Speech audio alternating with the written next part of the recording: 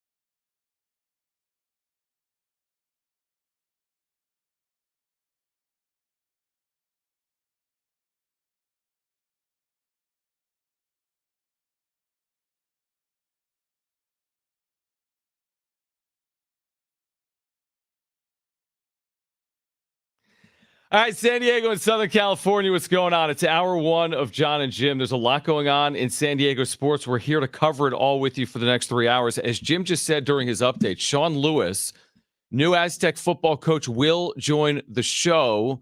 Timing, hopefully this hour. It's obviously a busy day. He flew in last night. Mm-hmm. Since last night, he has met with the team. Yeah. He has addressed the media. Mm-hmm. He has... I don't know if he's met with his staff as of yet. He's had other meetings at San Diego State. I mean, imagine this like 16, 18-hour experience if you're Sean Lewis so far. So anyway, the point is this. He will join us in the 3 o'clock hour, and we'll learn more about the newest head coach at San Diego State. We were there today at Snapdragon Stadium, learning more about Sean Lewis, and it was, I think for a lot of Aztec fans, what they heard today, there's a lot of excitement based on what Sean Lewis said today about, this program. First impressions, I think we're great. Yeah. He's very tall, right? Like, if you want to know like what the look is of your new head coach, if you're an Aztecs fan, dude's massive, easily around 6'6", 6'7". Mm-hmm. So he has a presence about himself, and the way he spoke, yes, it's usually what you hear from press conferences, but then you start listening, and you're like, I'm getting kind of fired up right now, and that's what he brought to the press conference. I thought the press conference went as good as you could have a press conference. I agree. Right? There's nothing about it that I was like, I don't know about that one, right? Because you hear some things in press conferences sometimes, introductory press conferences, and you're like, probably shouldn't have said that one. But he, linked everything to the past. He talked about the history here at San Diego State. He talked about, who he is following here at San Diego State without saying like, oh, those guys, they ended up sucking. That's why I'm here. Like, he talked about what Rocky and Brady built here, but also understanding that the direction of the program does need to change, even though what was built here was still a very solid foundation of winning and expectations. And you have a new stadium now, and fans expect you to win. And he also talked a lot about, which is no surprise, the offense. It was definitely, I think, something if you're an Aztecs fan, hearing him say things about, up tempo, throw the ball down the field, fast pace, off like light up the scoreboard, right? You're like, oh my God, yes. I've been waiting for something like this. I've been waiting for, not to say that Rocky and Brady weren't good, right? They had their definite moments, but the emphasis solely on scoring a lot of points and doing it a way that is up-tempo, exciting, fast-paced, make you not like I can't go to the bathroom right now. They're on offense. I got to make sure to wait and see what they do here. It was exciting. Where it really hit me, like his offensive identity. And by the way, I don't think you need to sell on your offense if you're Sean Lewis. It speaks for itself. As we said yesterday, top 5 total offenses like 3 or 4 times in the last 7 or 8 years. Where it really hit me, Jim, is when I heard J.D. Wicker describe his 2021 season as head coach at Kent State, where Kent State ran for 3,400 yards, which is an absurd total in 12 games, like 300 yards a game, and threw for 3,400 yards. They threw for 3,400 yards and ran for 3,400 yards in the same season. A complete balanced attack. There's this misconception. I wonder if it's a misconception. We can ask them about it. This idea that if you're going to score and you're going to run plays quickly and you're going to score 40 points a game, you only throw the ball, right? That's what you think in your head. How can you score 40 points without only throwing the ball? Air raid. But he's had balanced attacks. 2021, top 5 total offense in college football. They ran for 3,400 yards. So I think that's exciting too, because he went to Wisconsin and he's got this unbelievable offense where they've been able to score and pile up yardage. But he's like, I'm not scared to get physical like in the A-gap. I think he said, just run a power run up the middle is something, we've done at Wisconsin. And I've done it as well as a coach. So this idea that we're only going to throw the football and that's how we score points. Well, just look a couple of years ago, Kent State, they were the most balanced team in the country. Also, going away a little bit from Sean here. I feel like every press conference now in San Diego, it's like a mission for people to take a picture of the back of my head. Correct. Yes, Darnay did do that today. Thank you, Darnay. Yeah. For your service to keeping that alive. You were so upset with this. He was so close to the back of your head. So Sean Lewis at the end, he's taking photos with the jersey and the helmet and Adela De La Torre and J.D. Wicker, and Jim stands up to take a photo. I mean, everyone was. It wasn't just Jim. And then Darnay goes right behind Jim and boom, takes a photo, like literally, like he was inches away from the back of your head. And you were not thrilled with the way this photo wasn't just turned Darnay, out. it was Jake from CBS too. I mean, I get it, guys. Okay. Yes, I'm at a press conference. I'm trying not to ruin it again, but no, it was funny because you play into it too. I know. This isn't something you don't want. We've discussed this literally for a year since Xander Bogaerts. Within a matter of seconds from when Sean Lewis walked on the stage and I see pictures. Oh, here's Sean Lewis. And yes, that's Jim Russell's back of his head. Mm-hmm. It was pretty. I get it, guys. I understand. It's a curse that I have to live with from now on. If you're going to go to press conferences, that if I go to press conferences, I will be where's Jim at? Okay. Head on a swivel. Oh, there he is. He's in front of somebody again. Picture. Did it happen? Now you were at the Schilt press conference last week. Yeah. Did it happen at the Mike Schilt press conference at Petco? I don't remember. Yeah, it did. You don't remember that? No. Show me a photo. I remember. No, who put it? I'm confused now. I mean, it's kind of, we've been doing this for a year that I don't really pay as much attention to it. And I wasn't there at the Schilt press conference. You were not there. But yeah, the second that the press conference ended, I got up to take it because they're taking the pictures, right? And then look, here I am, right there. This is Schilt? Schilt, right there.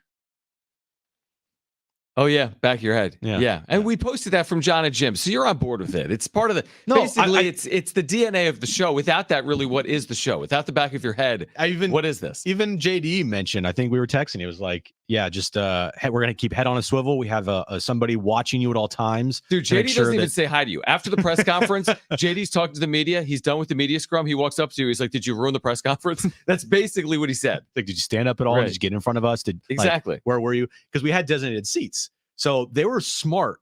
Whoever, if it was Jamie, Richard, whoever, because they put us on the side. Right. They didn't put us in the middle front row. Was in a broom closet. Right. So good on them. I understand, but it's just a burden that I have to live with for the rest of my life for as long as I'm here in San Diego. And every press conference that I go to, will Jim ruin it today? Even the show on Twitter, I know, said don't ruin this. Was like, hey, is the press conference starting soon, or has Jim Russell already ruined it? Here's my question, and we said this yesterday. Yeah, we'll know you've made it when the show has a giant back of Jim Russell's head for free throws. Oh, I'm challenging you, show. Do it. I like that. I kind of would actually love that. Okay, so we said yesterday, like, Aztec fans, what do you think of this hire? And now 24 hours later, I think Aztec fans are learning more and more about Sean Lewis. And it was one thing yesterday to look at the numbers and say, wow, look at the accomplishments with offense at Kent State and at Colorado. And today, you kind of put a face and a voice to the successes he was having And to your point today, in getting to hear him with the media, I had a chance to talk to him afterwards as well. It just seems like the right person at the right time. It's like, this is what San Diego State needs today. I think JD Wicker talked a little bit about that with Darren Smith and also with the media today. It's like, listen, we've had a lot of success over the last 15 years, but what the program needs now is a more, a different brand of offensive football. It's as simple as that. It's as simple as that. That's what the fan base has been clamoring for. That's what modern football, that's where it's heading, right? I mean, you need to be able to do that offensively. And you, of course, you win with good, strong defense. Make no mistake. But it's like, we've seen good, strong defense. This is the time, coming off a 4-8 season, to turn in a direction that Aztec fans have been asking for, which is for more offense. And there's no questions there. Is anyone going to have a question next year? Like, is San Diego State going to have a better offense in 2024 than they had in 2023? Like, to me, that's not the question. The question is, how much progress can be made in 1 year?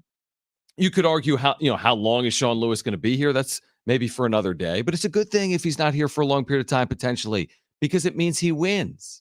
619 number says, what Jim is saying is exactly what we heard about replacing Rocky Long. It's going to be fast tempo, big offense, lots of points, big yards. Why should we believe it this time? Who said that? When was that ever said? Yeah, no, nobody said that. I think you're thinking of another program. Like, when was that said when they replaced Rocky with Brady? Yeah, no one said that. What everyone said is you're going to keep the defensive principles that have made this program one of the elite Mountain West Group of 5 programs in the country. What people said is they want fast tempo. They want big offense. They want lots of points. Yeah, people being fans. I've talked to Brady Hoke every week for 4 years. He did not tell me 4 years ago, what we're going to do is completely turn our offense on its head. He did not say that. I can understand if you're an Aztec fan out there and you're skeptical about this hire, like you're in a wait and see process. But at the same time, if you are also one of those fans that's in a wait and see process, but also skeptical, and you wanted somebody that would come in here to change the offense and an offensive minded head coach, I don't understand, because that's what Sean Lewis is. Like, what did you want? There's no. We said this yesterday. We had this conversation. There's no perfect hire. No, for anyone. No. I mean, they literally could have hired anyone, right? And people would have said, "Oh, I can't believe you hired this person as opposed to that person," right? That's basically what we're saying. I'm not really seeing a lot of that, though, because the question I asked yesterday was, for anybody out there that is skeptical about this, or like, oh, he got demoted at Colorado, why should he be any different here? Great hire, oh loser. Who'd you want? Tell me, because if you're going to complain about it, no one has any answers. Then tell me who'd you want instead. No, and nobody has any answer. Right, like for the Mike Schilt, okay, you can be like, well, I wanted Benji Gill for this reason, or I wanted Phil Nevin for this reason, or I wanted this person for Flaherty, this reason. Yeah. You had names, right? And that's understandable. And everybody that didn't like the Mike Schilt hiring, which I think over time, for the first couple months here, it's like, okay. Yeah, absolutely. But at least people, like, you had names, and it's understandable, and we can talk about it. But for this, like, if you don't give me a name, I mean, you're just upset. Like, you got to give me a name, man. And even if, here's the thing with this, there's a little bit of subjectivity, and it's not like just because you've hired one coach means that all the other coaches have no chance of being successful. Tony White could be a great head coach at some point. Yeah. And that could be sooner rather than later. The same thing with some of these other candidates. Sean Marion. No, that's not his name. Brennan Marion. Sean Marion, the basketball player? I was actually thinking probably Sean Merriman when I said I combined Brennan Marion with Sean Merriman. Quickest release in the NBA. But Brennan Marion, the OC at UNLV, could be a great coach, but that doesn't take anything away from Sean Lewis. Oh. San Diego State was trying to do what was best for their job. That's what we said they should do. That's what JD Wicker should concentrate on. And that's what they did. That's what they think they've done. Nobody knows what the future looks like. We have no idea how many games they're going to win in 2024 and beyond. But to be critical on day one, what is your reason for criticism? Because he didn't call plays to end the season in Colorado? So that therefore you don't think he's the right man for the job? That's just people that, like, nothing will satisfy them. Right. Old man yells at cloud. Yeah. It's a lot of that. But for me personally, I like the hire more and more that I think about it. I liked it the second that we found out, because for me, he checked off all the boxes.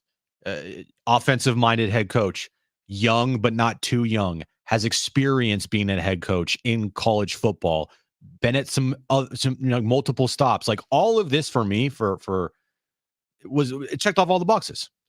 Sean Lewis is with us right now. What a first 24 hours here on the Mesa, flying in last night, introduced today at Snapdragon Stadium as the new head coach of the Aztecs. With us on Jon and Jim on the home of the Aztecs, San Diego Sports 760. Sean, first of all, congratulations from us here at San Diego Sports 760. And for our listeners, take us through this last 24-hour period. What's it been like for you and your family? And thank you for hopping on. Yeah, guys, thanks for having me on. It's been super exciting for my family and I to be here on the Mesa and to be rolling, to be introduced today, as the new head coach, and to be able to lead this very fine program, to new heights and to a new future. And just so excited to be here. And it's nice to be in sunshine and out of the cold and ready to enjoy all that San Diego has to offer. What was the first thing, like when you got contacted by San Diego State and JD Wicker and you thought about coming here? What was the first thing you thought about when someone told you San Diego State football? Yeah, I mean, knew the pride and the tradition, and the history of the program. When I saw the news of Coach Hoke that he was going to retire, and then initial contact was made, I was very, very excited about the opportunity. And as we dug into it more and more and more, the excitement continued to build and build and build. And the more that I learned and the more interactions that I had with JD and the leadership team, I knew that there were people that were about the same things that I was, and that what was important to them was important to me, and knew that this program and university were just positioned in a great place that we can take it to new heights, especially as the college football playoff is expanding, to be able to reach those heights consistently and compete for championships year in and year out. Sean Lewis with us right now, the new Aztec football head coach here on the Mesa. What was it like for you earlier today, having a chance to meet with the student athletes at San Diego State? What was that experience like for you this morning? It was great. It was the perfect way to start the day, to get in front of them, shake some hands, share the vision of where we're going to go, and express to them how they are the priority focus, obviously, of what we are going to do, and that we're here to serve and to lead them. So I look forward in the coming days to being able to sit down with each of them individually, one-on-one, hearing their stories, learn about what's important to them, and building those relationships so that we can go reach great heights together in the future. One of the big questions here at San Diego State is always the quarterback play. And your offense is an offense that is high tempo, fast pace. So for you, what kind of quarterback do you look for your offense that you want to have running? Yeah, we need to have a leader, right? First and foremost, that position I think is the most critical in all of sports because of all the intangibles that come with it, to where the leadership, the moxie, if you will, to where the guys in the locker room have to rally behind that individual. So that's really important, that it's a person in the locker room that the guys are going to follow because they have a ton of respect for that individual. From a physical standpoint, they need to be an accurate passer. They have to be quarterback athletic, and they have to have the arm and hand talent to be able to make all the throws that our offense requires.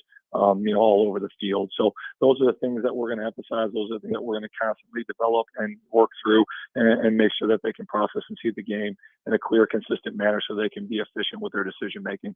Sean Lewis with us right now, Jon and Jim, San Diego Sports 760. Now you touched on this with the expanding college football playoffs. How do you see it in terms of how well positioned San Diego State is, the expansion of the playoff, Snapdragon Stadium, the university's resources? How do you see San Diego State fitting in and taking advantage of everything that's to come right now in college football?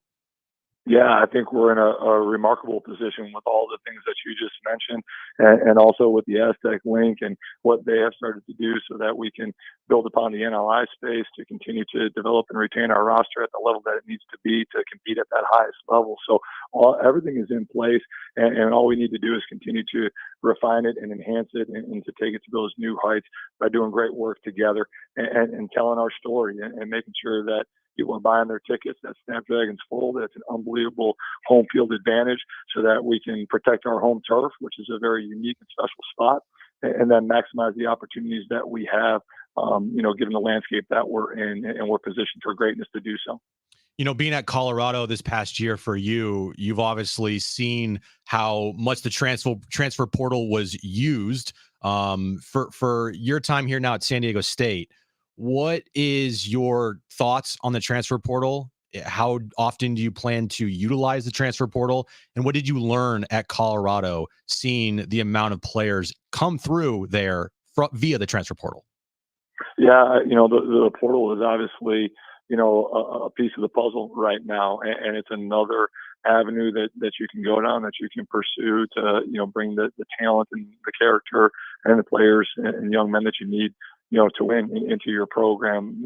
For us, we're going to use it as a mechanism where we can supplement our roster when need be. But to me, one of the greatest advantages of this opportunity and of this job is where we're located, with the unbelievable high school football and high school coaches that are here in the San Diego area and Southern California. So, the majority of our roster is still first and foremost going to come from those high school kids.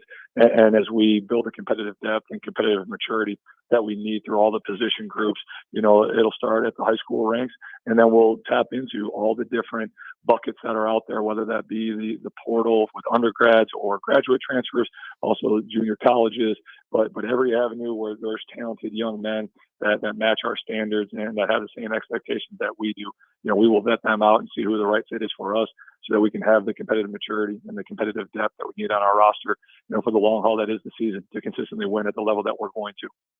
New Aztecs head coach Sean Lewis with us right now on Jon and Jim. To further that point on, prep football in Southern California, and you said something to earlier today that I thought was fascinating, and people know it, I think, here in Southern California, but it was the way you said it. You called San Diego, I think, quarterback heaven, and you've recruited Southern California and San Diego County previously as well. Can you kind of speak to what you're seeing, with some of the student athletes out of Southern California, and specifically with some of the quarterbacks, some of the nation's top quarterbacks coming out of San Diego over the last decade plus?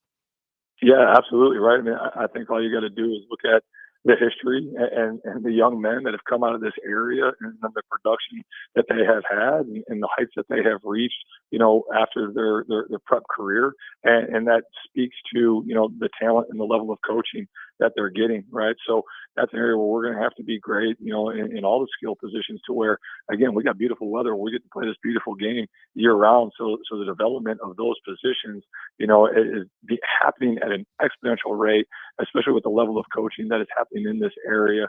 And so for what we're looking for, and the offensive identity that we're going to build, and to be able to, play fast and tempo, we need a trigger man that can do those things and that has that skill set. And that there's going to be a bunch of good candidates here that we're going to be able to attract and bring to campus and show how this is the best opportunity for them to stay home and to do some great things. We know you've been on the job for literally hours right now, and everybody always wants everything right now, but it does take time. For you, do you have a timetable for us or the fans about when the coaching staff will be assembled and the news on that, or is it just too soon to even think about the timetable?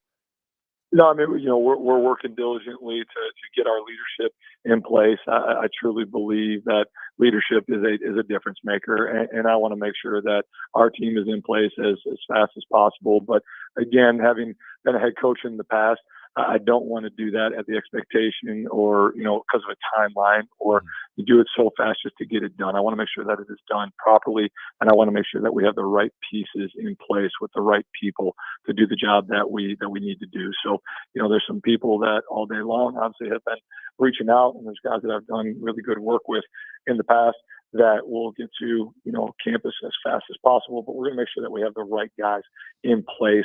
And that's the most important thing. That's the priority for me, is that, the coaches and the men that are going to be leading our young people are the best for this opportunity, and not necessarily doing it in any sort of timeline or as fast as possible. Being in Colorado this past year, one of the big things was Dion's endorsement of blenders. I'm sure you know about the company, about the sunglasses. You know that the company is based here in San Diego. So is there any type of maybe collaboration down the line here of like, hey, I was at Colorado with Dion and blenders. Like, now I'm here at San Diego State. Let's try to get something done. Well, I mean, with the amount of sun that we get, I need some shade. So hopefully we can make something happen, and we can have that partnership come to reality here with blenders. That'd be outstanding. I like it. Sean Lewis, congratulations, Coach, to you, your family, all your successes to this point, everything that's ahead here on the Mesa. We really appreciate you taking time. We know it's a busy day, and thank you for doing it, and we look forward to doing it again soon. Guys, appreciate you having me on. Go Aztecs. All right, that is Sean Lewis, the new head coach at San Diego State. Let's react to our conversation with him on the other side. Plus, the latest in trade talks involving Juan Soto. They've been heating up over the last 24 hours with the New York Yankees. What is the latest? We'll have that for you next on Jon and Jim.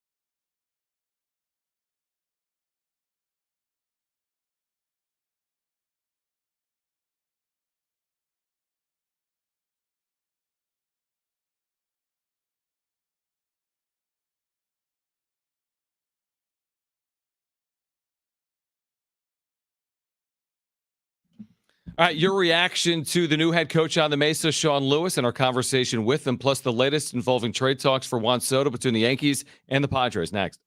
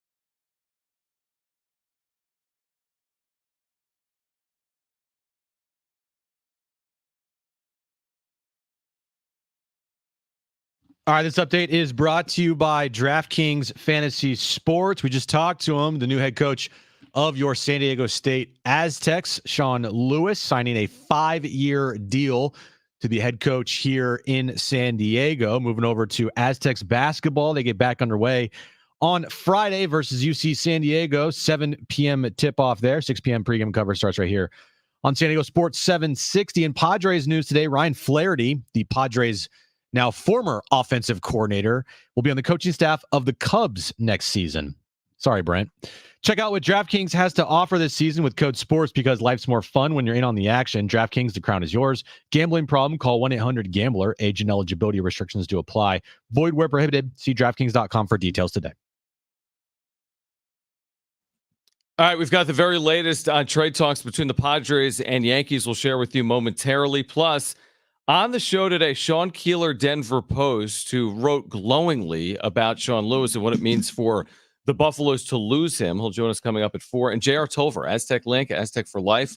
He'll join us coming up at 5 p.m. Yeah, he was there today. He was, Yeah. yes. I think he said hi to you. I think he did. He's like, who? What? I was like, oh, you're that here. other pregame host. Yeah, a lot of Aztecs alums there. It was nice. It makes sense. Uncle Teddy was there. We were at San Diego State. I know, but you get my.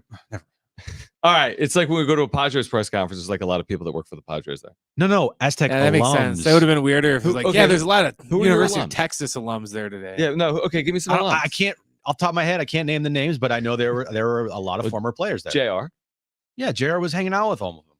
Was he? Okay. Name anybody there besides JR that was a former alum. Yeah, exactly. All right, continue. Move on. 844-570-1360 if you want to react to San Diego State's hire again of Sean Lewis. Mason does. Mason, you're on with Jon and Jim. Thanks for calling in. Hey, what's up, guys? What's up, man? So I listened to the whole thing this morning, and my biggest takeaway from it was awesome to hear someone actually be excited and legitimately not just, balanced at a press conference for once. But the biggest takeaway for me also was just how authentic this guy was, in that he knows he has a reputation and he is not afraid to lean into it. It sounds like actually a guy who he knows, he's known as an offensive guy. He's known as a fast-paced guy. And it's actually legitimately nice to understand that he's good at that and he's going to lean into that.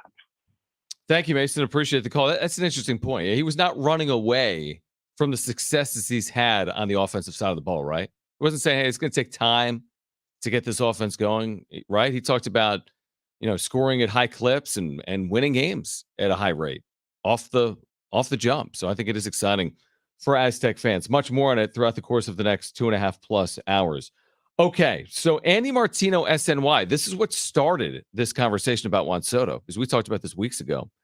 So the teams, the Yankees and the Padres, have reached the point where they're talking players in terms of a possible trade for Juan Soto. So give me some players. Give me some names. Now, let me read what he writes. Talks between the Yankees and Padres about Soto have progressed to the point of exchanging names on players. San Diego's initial ask was very high, understandably so, and the teams are not close to an agreement. He says, while the exact names are not known, the Padres are said to be looking at the top prospects like Jason Dominguez and Anthony Volpe, who we talked about yesterday. And then people came into the chat yesterday.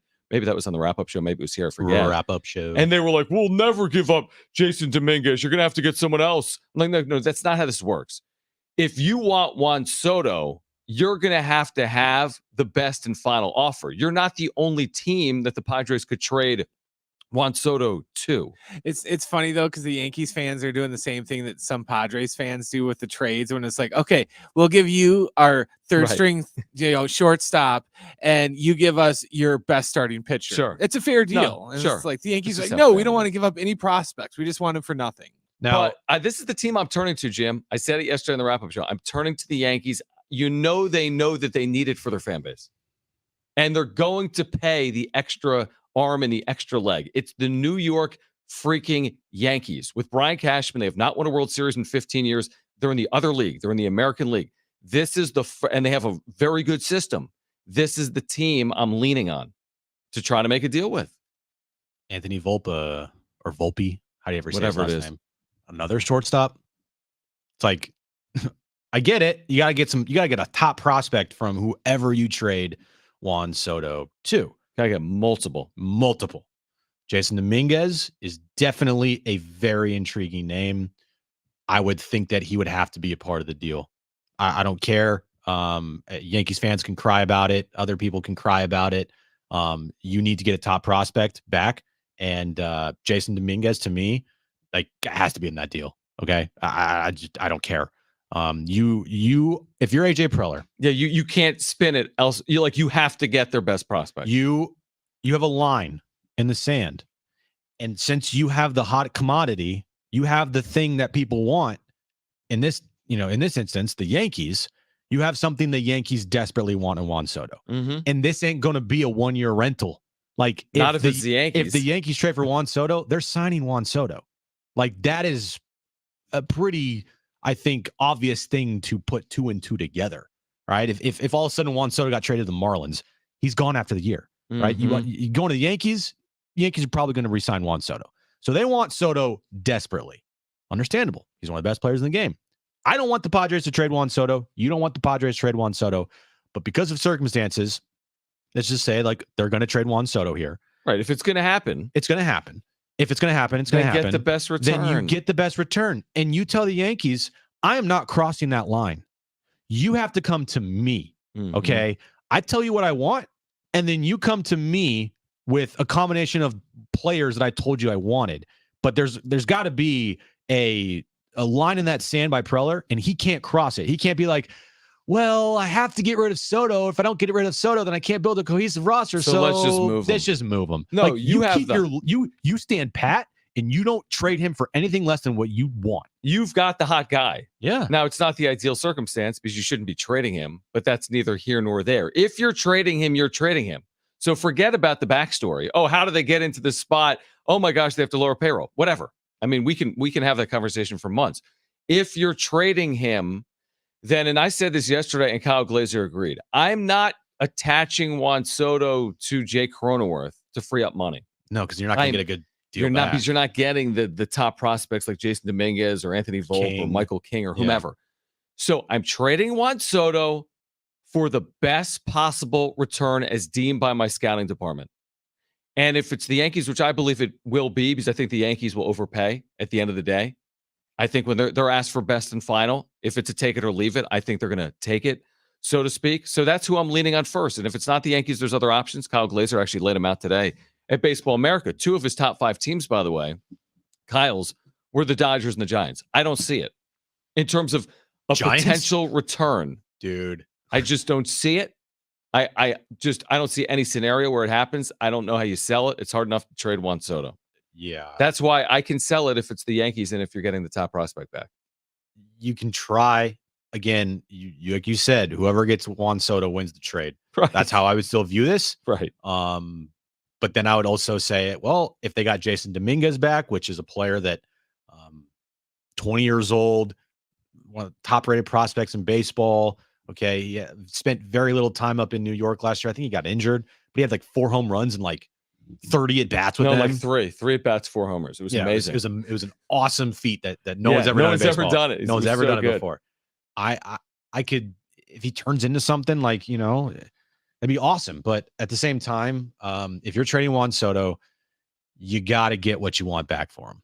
And it seems like this is going to keep heating up and heating up and heating up. And I don't, if you're out there thinking that these trade rumors are a bunch of BS and you're in denial about Juan Soto potentially being traded, you're going to be in for a big shock once he is. Yeah, next week could be a shock to the system. All right, on the other side, again, we've got Sean Keeler, Denver Post, on Sean Lewis's hire to San Diego State at 4 p.m. We have J.R. Tolver joining us at 5 p.m. On the other side, Ryan Flaherty's departure was expected. What does it mean for Manny Machado's 2024 and beyond? Plus, again, we've got a great giveaway here today, a 4-pack of tickets to SeaWorld San Diego's Christmas celebration. Jon and Jim on a Wednesday. Stay with us.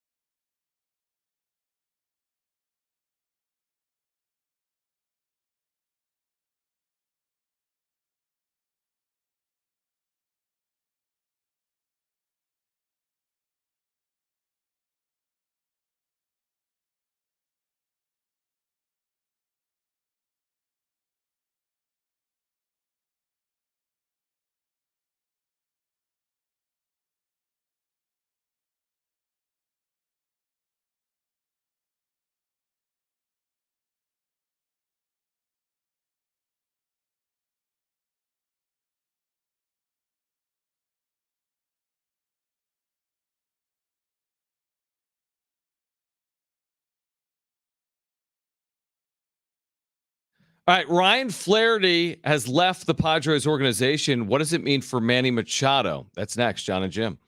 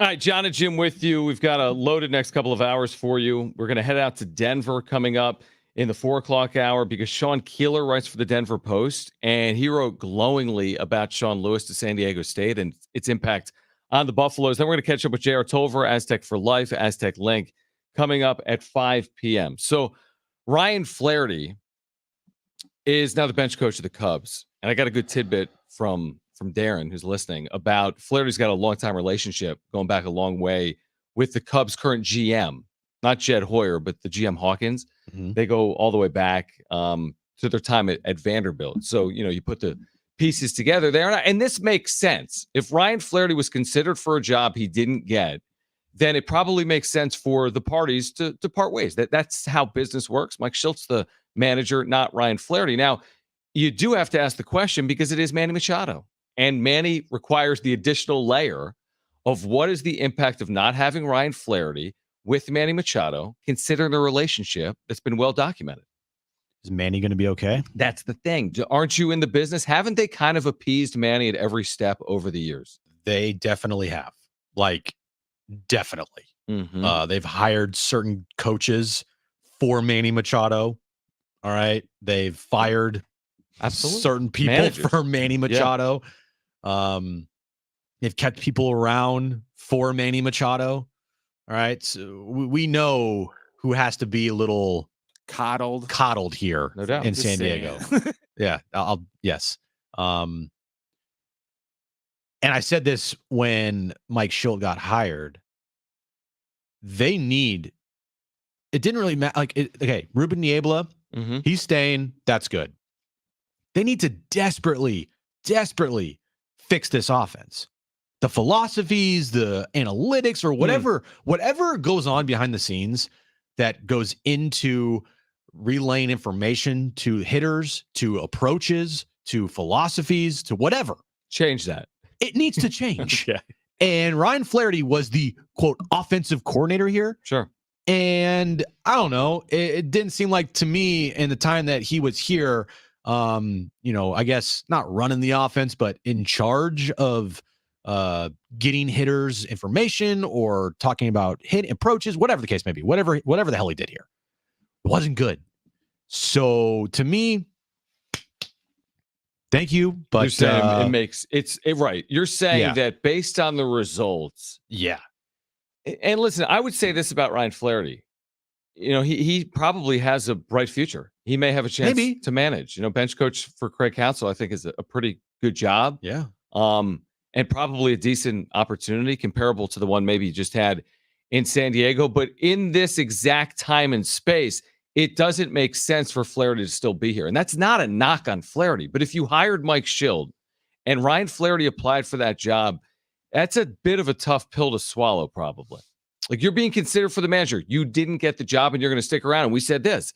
If you stick around under the idea that, well, maybe you'll be the next in line, if Mike Schild is no longer the manager here, AJ Preller is no longer the GM here. Yeah, so there's no waiting for potential managerial job. That's the thing. It's all very interesting that back before last season, the Mets asked the Padres if they could interview Flaherty for a bench coach job, and the Padres denied that. That was for a bench coach job.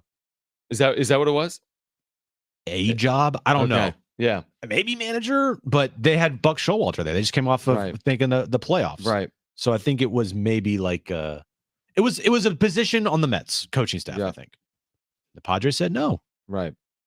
And then all of a sudden now he didn't get the job as manager and he's gone. You know that this is it for Preller. All right. You know that if this doesn't work with Mike Schilt, things will change. At least they should change. Mm-hmm. I thought they should have changed this past offseason. But to me, this doesn't give me the same emotion as if Ruben Niebla were to leave. If Ruben Niebla were to leave, I'd be like, that's a problem. Everything is fine with the burning house emoji. Yes. Like Ryan Flaherty leaves, I go, okay. What about Manny? I mean, is this, if He's you're a big AJ, boy. hey, Manny, I need to let you know, like in 12 hours is going to come out. Hey, if Manny can't be professional about this and he's going to cause a problem behind the scenes because Ryan Flaherty's gone and they didn't give the job to his boy, Ryan Flaherty, and there's reports from Dennis about there were some players that preferred Ryan Flaherty over Mike Schilt, then that's a Manny problem. Like, you're professional, you're a big boy, you're not 20 years old anymore, you're 30 years old. If you got a problem with that, like, grow up. Right. You got 350 million reasons from this organization to not have any problems. But I would expect him to be professional about it. I would expect him to be okay about it. And honestly, he's going to say the answer that we all get all the time from him is, it's baseball. I got to go out there, perform. I'm not the GM. I don't make decisions around here. Okay. But that's what you're going to hear from Manny. And go out there, perform, put up an MVP type of season, and it's fine. All right, Sean Keeler, Denver Post, who wrote yesterday, Colorado and Sean Lewis should have been the perfect football marriage. So why did Deion Sanders speed up the divorce, calling it a near perfect hire for San Diego State, actually saying the Aztecs just landed a coup. On the other side, Sean Keeler from the Denver Post will join us also. We've got that 4-pack of tickets to give away in the 4 o'clock hour for SeaWorld San Diego's Christmas celebration. Hour 2, Jon and Jim next.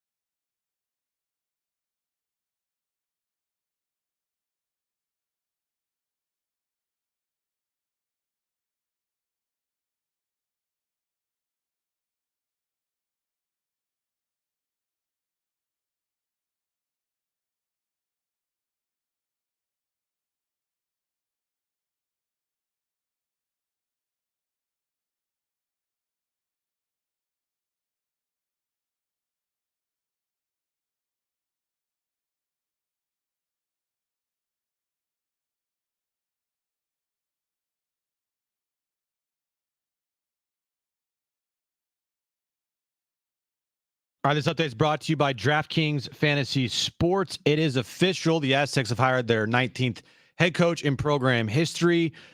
Sean Lewis. My bad. What? Say it. Clean it up.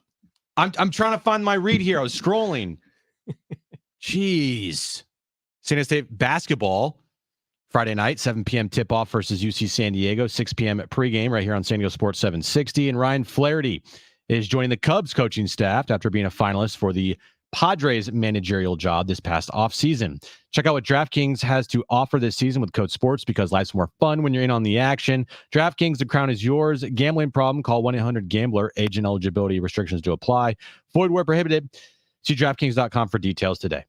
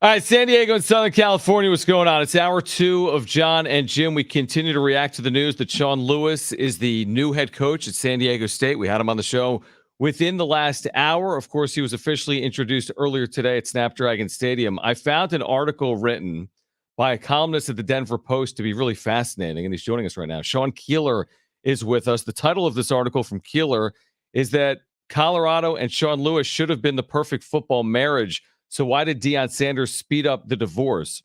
Sean, we appreciate your time here today in San Diego. Let me just start with this open-ended question. In your opinion, how big of a loss is this for Colorado, Sean Lewis's departure for San Diego State? Bigger than Deion would ever admit. They're going to do what they do. You already kind of know it's the Shador show on one end and the Shiloh show on the other, and it's on the title cards of the Amazon show. It's Coach Prime. It's not Coach Lewis. But I mean, I wrote it. I said it at the time. I said it yesterday, and today's on my piece. I loved the Sean Lewis hire. I thought that was such a nice, strategic, if not, structural plus for a program that needed some state to go along with all that sizzle it was getting, and it seemed to work for a while, and then it just fell apart. Yeah, what was, I think that was a question that was asked today when there was one-on-ones with him. Like, what was the main reason for his demotion there at Colorado? There's a lot of theories and a lot of sources that will tell you different things that are all along a similar theme. And without naming names, let's just say there were multiple members of the Sanders family with whom he could not work and could not deal. And they all decided, and certainly this is true on Sean's part too, although he won't say it out loud and didn't say it today, that I think he was ready to get off the crazy train as well. All right, so Sean Keeler is with us right now, Denver Post columnist. You wrote today in your lead, winning at Kent State is 2 holy rungs down from turning water into wine. If Deion Sanders was the splash, Sean Lewis was the coup. Can you put even more into perspective the accomplishments of Lewis before he got to Colorado? Again, it's little known. Obviously, in San Diego, nobody knows about Kent State, and same thing with Colorado. But we could put in perspective what he was able to do to even warrant consideration for Colorado. Yeah, and I'm glad that Aztec fans have been doing kind of digital high fives and caught on to this. Think of the worst FBS program in the world, then triple the badness, and that can go like deeper. What's the line from the movie Moneyball? There's these layers, and there's this many teams, then there's dirt, and then there's us. Yeah. I think Penn State is the Moneyball. Well, it should be the current Oakland A's too, / Vegas A's, but you know what I mean. It's a bottom 5 FBS program. In 5 years there, Sean Lewis took them to 2 bowl games.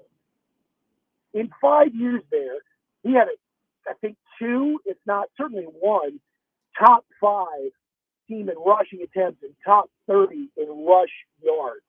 They had a style. They were interesting at a place where you ignore football. In the 5 years before he showed up, they averaged about 2.8 wins. In a year, this last fall, after he was gone, they went 1-11.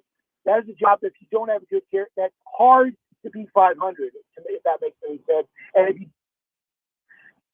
plant in the garden, it's pretty easy to go 2-10. And other than his first season there, he did not. So I think if you are an Aztec fan today, you got to feel pretty good about that. Never mind that you're looking forward to points being on the board and that frenetic no-huddle style of this. What did he do well at Colorado that, in your mind, makes him such a great hire here at San Diego State? He navigated egos. Okay. Which goes back to our original point. Yeah. I mean, here's what he did well. He was a good enough soldier, besides having a scheme that, again, I think could fit in a lot of places and fit really well. Shedeur Sanders is a good quarterback. Is Shedeur Sanders a young John Elway?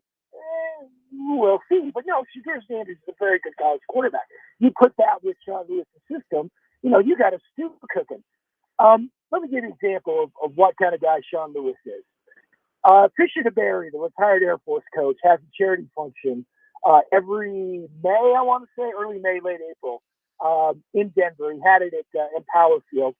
All the FBS and FCS coaches, I think there are 5, counting Air Force, CU, CSU, Northern Colorado, Air Force, 4. Sorry, Monty Python sketch here.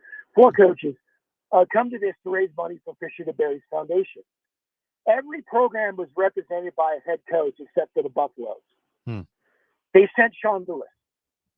Sean Lewis had to go up and act like a head coach on this stage, surrounded by his peers, all of whom were head coaches in the state of Colorado. And all I could think was, it's Coach Prime. He was probably shooting an almonds commercial. It's one of those things. We've got a Kardashian coaching this thing now. Good for Sean.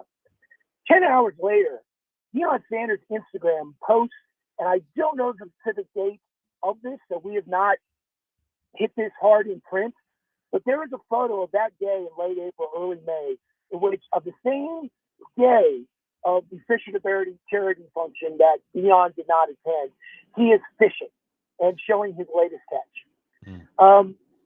That wasn't a good look, but I think that said something about Sean's ability to be a good soldier in the face of, as you would imagine, a very unusual coaching situation. Wow, that's definitely sounds very unusual there. And for just one question here before we let you go about just the future of Colorado, since we have you, does Deion? How long does Deion last there? And like, does this thing already as bad as it was this past season? At the end of the season, do you envision this thing being worse next year? He's either gone next year or he's here forever. So it's kind of all about his kids. And Shedeur and Shiloh, the quarterback and safety, respectively, have one more season. Travis, because he would be gone now if he could. He'd be out of here as quick as he could. And he's that kind of talent. So it's all about next year. I think in their defense, they're going into a Big 12 that won't be as good in theory as this Pac-12 turned out to be, and we thought it might be, and then it really, really was. So I think your schedule sets you up well. The league schedule sets you up well for a rebound if all the pieces are still there and if you are healthy. But the concern never mind the long-term concern I'd have if you were a Bucs fan.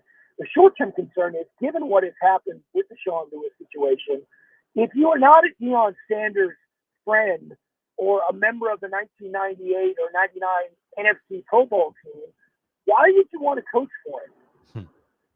That's going to be their issue going forward. But I have a feeling the answer is we're going to have a bunch of all-stars announced here very shortly. Warren Sapp has been rumored. Byron Leftwich has been rumored for Sean Lewis' old job. I think you're going to get some names. Whether you're going to get some coaches, that remains to be seen. Enjoyed it, Sean. Sean Keeler finishing up his column today saying the Aztecs just landed a coup. Sean Lewis, again, the new head coach at San Diego State. Sean, we appreciate it. We know you're covering some hoops tonight, Colorado and Colorado State. So thanks for hopping on. Thanks, man. Take care down there. See you. All right. Sean Keeler, again, with the Denver Post, who I don't know what the right word would be. You'd have to read this column, but he was very critical of Colorado's treatment, I guess, I don't know if it's the right word, of Sean Lewis and really the impact of losing Sean Lewis, saying that like this is truly going to be felt. You can act as if, well, we can replace because we can hire Byron Leftwich or whomever, but that what Sean Lewis did, and you look at just the sheer numbers, we talked about it yesterday, his productivity compared to what happened on the other side with Pat Shurmur, I mean, you can't compare really the productivity he was having calling plays compared to what happened once he wasn't calling plays. Yeah. It sounded to me like summary is Sean Lewis was put in, went into a circus situation and found, navigated himself well through it and found himself on their side, probably in a situation that's much better for him. Didn't let the circus overtake him, didn't let, what was happening there at Colorado affect him. And he kind of was a very good soldier because he knew he's not the head coach and you're not going to overpower Dion there. Like, give me a break, So he made it through. On the other side, he's now a head coach at San Diego State. Yeah, and I thought he provided good perspective. I tried to say this yesterday without all of like the information, but like Kent State is just a tough place to win at. And he orchestrated the reasons, the Power 5 games they have to play because of the money. Where did hey, I'm stealing from Darnay again here. What are you looking for? Our producer without being a producer. Yeah, I saw he lost. He had to play 12 Power 5 road games in 5 years.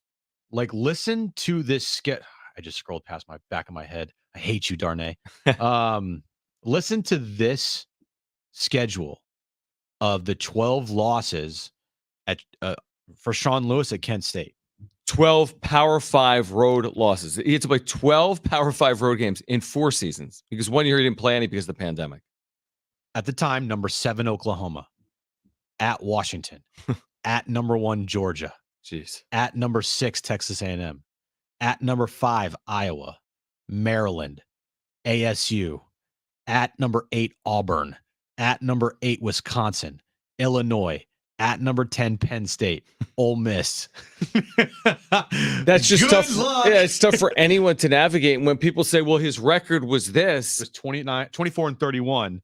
Take 12 losses off the board there to road Power 5 opponents. In the MAC, his last 4 years, he went 18 and 10. And his first season, he went 2 and 10 because it's exactly you got to build something. So again, I mean, it's not like we need to like sell listeners or Aztec fans on his resume. I think his resume speaks for itself. If you want to just completely boil it down to he was 24 and 31, okay, factual statement. 24 wins, 31 defeats. If you want to do the deeper dive to understand what he was up against coaching at Kent State, I think it really explains the success he had there. And by the way, I think leaving for Colorado and ending up at San Diego State was a really good decision. Was he going to go from Kent State to San Diego State without the OC transition to Colorado? We'll never really know the answer to that, but I think it's worked out very well for Sean Lewis. We'll see what the other side looks like for him as well. I'm surprised you haven't asked me this question from the 760 number. Okay. Where is Kent State? Do you know? Dude, I no freaking clue. You have no clue? Kent State? Yes. Kent First State. of all, it's one of the 50 states of the Union. Kent? Okay. Clark Kent? It's got to be somewhere cold, right? You don't know, like, even a vicinity? Kent State. 3 states. So you can have, there's only 50. You have 3. And you're guessing what? I don't even know, bro. What region do you think it is in? East? Midwest? Okay, you're in the Midwest. regions. You're in the Midwest-ish? regions. Midwestish? Second one's closer. You want to take a You're crack? getting warm. East? No, I think Midwest was the second one. Midwest? Yeah. Dude, I don't know. Ohio? Correct. Correct. There you go. Correct. Kent, Ohio. Did not even look Yes. that up. No, and again, to be fair, a lot of people, Kent State. Guys, I knew that. Come on. I was just messing with you. Right. You knew that. You knew that all Of course I along. did. Kent State, I watch every single one of their games. Okay, by the way, this hour, the wrap, we'll get to that coming up at 4:30. Also, later this hour, your chance to win a 4-pack of tickets to SeaWorld San Diego's Christmas celebration, 5 p.m. JR Tolver, Aztec for Life, Aztec Link Collective will join the show. We're talking about the hiring of Sean Lewis, also about the reported trade talks intensifying between the Yankees and the Padres. You'll only get further intensification, if that's a word. Intensification. Whatever. Beginning Sunday, when all 30 teams are in Nashville, Tennessee to kick off the 2023 winter meetings. So you think you're hearing a lot of, you're reading a little bit about Juan Soto and his future. There's going to be a ton of smoke next week. He could be moved next week. If the Yankees and Padres are discussing players in a potential trade for Juan Soto, then a trade could occur next week. I'm confident in saying that. I'm not confident he'll be traded next week, but I am confident in saying there is a scenario where he's traded next week. I just want to say real quick, here's how stupid the pitching free agent market is. All right. Okay. Luis Severino just signed today with the New York Mets, 1 year, $13 million. Do you want to hear Luis Severino's stats from last year? season? Well, they're going to be terrible. Oh my God. Okay. He had a negative 1.5 WAR. He was 4-8 with a 6.65 ERA and 89 innings pitched. What was he coming off though, right? He was coming off he had to be coming off an injury, right? His career numbers are good. Now, it was a terrible year. He was coming off a year where he only pitched 102 innings, 7-3 with a 3.18 ERA. Okay. The last good year that he had was 2018 when he was an all-star. Really? That's his last good year? That's a long time ago. He's been injured a lot. Didn't pitch in 2020. Okay. The following year after his all-star year in 2018, pitched 12 innings. 2021 pitched 6 innings. Not this year, but last year pitched 102 innings. And then this year pitched 89 innings. He got $13 million. So when AJ Preller says he needs pitching and the market is shaping up to be like this, right? How's he going to find it? How the hell is he going to find it? And by the way, this is the same Luis Severino who had this 7 ERA last year, who last pitched in early September. And when he left that game in September with no oblique strain, he was quoted as saying afterwards, it felt as if someone had shot him. So he had a 7 ERA, finished the year on the IL with no oblique strain, and just gets a 1 year, $13 million deal. 1 year, $13 million. Yeah, but I know what you're saying, but that's just the going rate. We're saying like, oh my gosh, 10, 12, 14, but that's every single pitcher in baseball. So if you're Seth Lugo, you're like, right. So if I can do better. I want 18. Right. If you're Michael Wacha, I want 20. Right. If I'm freaking, I don't think this affects Blake Snell at all because he's not even close to that type of area, right? He is in the upper echelon. Sure. He is the number one pitching free agent on the market. Yeah, it's a prove it 1 year deal. But for guys like a Seth Lugo or Michael Wacha or Giolito or whoever else is out there. Right. You're only doing better than this. Flaherty, okay, who had a bad year last year. Jack Flaherty, who had an ERA in the 5s. But my point is, if you want Jack Flaherty, he's going to be asking for a $14 million a year deal. If you want to have Seth Lugo come back, he's going to be asking for $18 million a year. You want Giolito, he's going to be asking for $17 million a year. There's a couple of ways to combat this. 1, via trade. Yes. 2, via your system. 3, via trading off salary to then give you the money that you need to go sign a starter or 2. Yeah. Because if you free up Soto and potentially more, it's real money that can then return you a starter via free agency. Let's go to Dave real quick. Dave, appreciate you calling in. We got about a minute here. Dave, you're on with Jon and Jim. Thank you. Yeah, I'm trying to be as fast as I can. Yeah. Thanks for making my points, guys, that I've been trying to convince you guys on relative to where the Padres are at. You've got to trade Soto because you don't have a choice with all of the the holes. And you had a guest yesterday that talked about the Padres pitching being in quote shambles, and I've said that all along. So this is in a certain respect, part of that team is going to have to be rebuilt. So that's where we're at. Expectations going to have to go down a little bit. Dave, appreciate it. Expectations have to go down a little bit. I don't know. What are the expectations you think, real quick, heading into the year? Like, is it, hey, they got to get to the World Series? I'm not feeling that. I mean, Playoffs. I guess that's the expectation. Find a way to get to the postseason. But I mean, are 99% of Padres fans like, man, we're going there? That's my expectation. I think There's a lot of wait and see. Yeah, because who knows how this final roster is going to look. I mean, it is a little surprising that we have not heard any coaching hires. that's a good point. Like, a little weird. Yep. We're at November 29th. You Yeah, just 100% lost right. your offensive coordinator, whatever. You've lost 3 other members of your staff to the Giants with Bob Melvin. Okay. We know Ruben Niebla is coming back, Which is huge. which is massive. Probably, the biggest return of all. Right. But other than Mike Schultz, Ruben Niebla, and Ben Fritz, your bullpen coach. Maybe they're saving money. Going to go with a 3-man coaching staff. Hey, just players coaches. Like, hey, The Manny, players are yeah. the coaches. Hey, Manny, can you also be our offensive Right. coordinator? Since you make $35 per year, we're also going to give you this responsibility. We're adding it into your contract. On the other side, we're going to get to the wrap. Plus, this hour, your chance to win a 4-pack of tickets to SeaWorld San Diego's Christmas celebration. J.R. Tolver, the Aztec for life, the great wide receiver, will join us coming up at 5 p.m. Stay with us on Jon and Jim.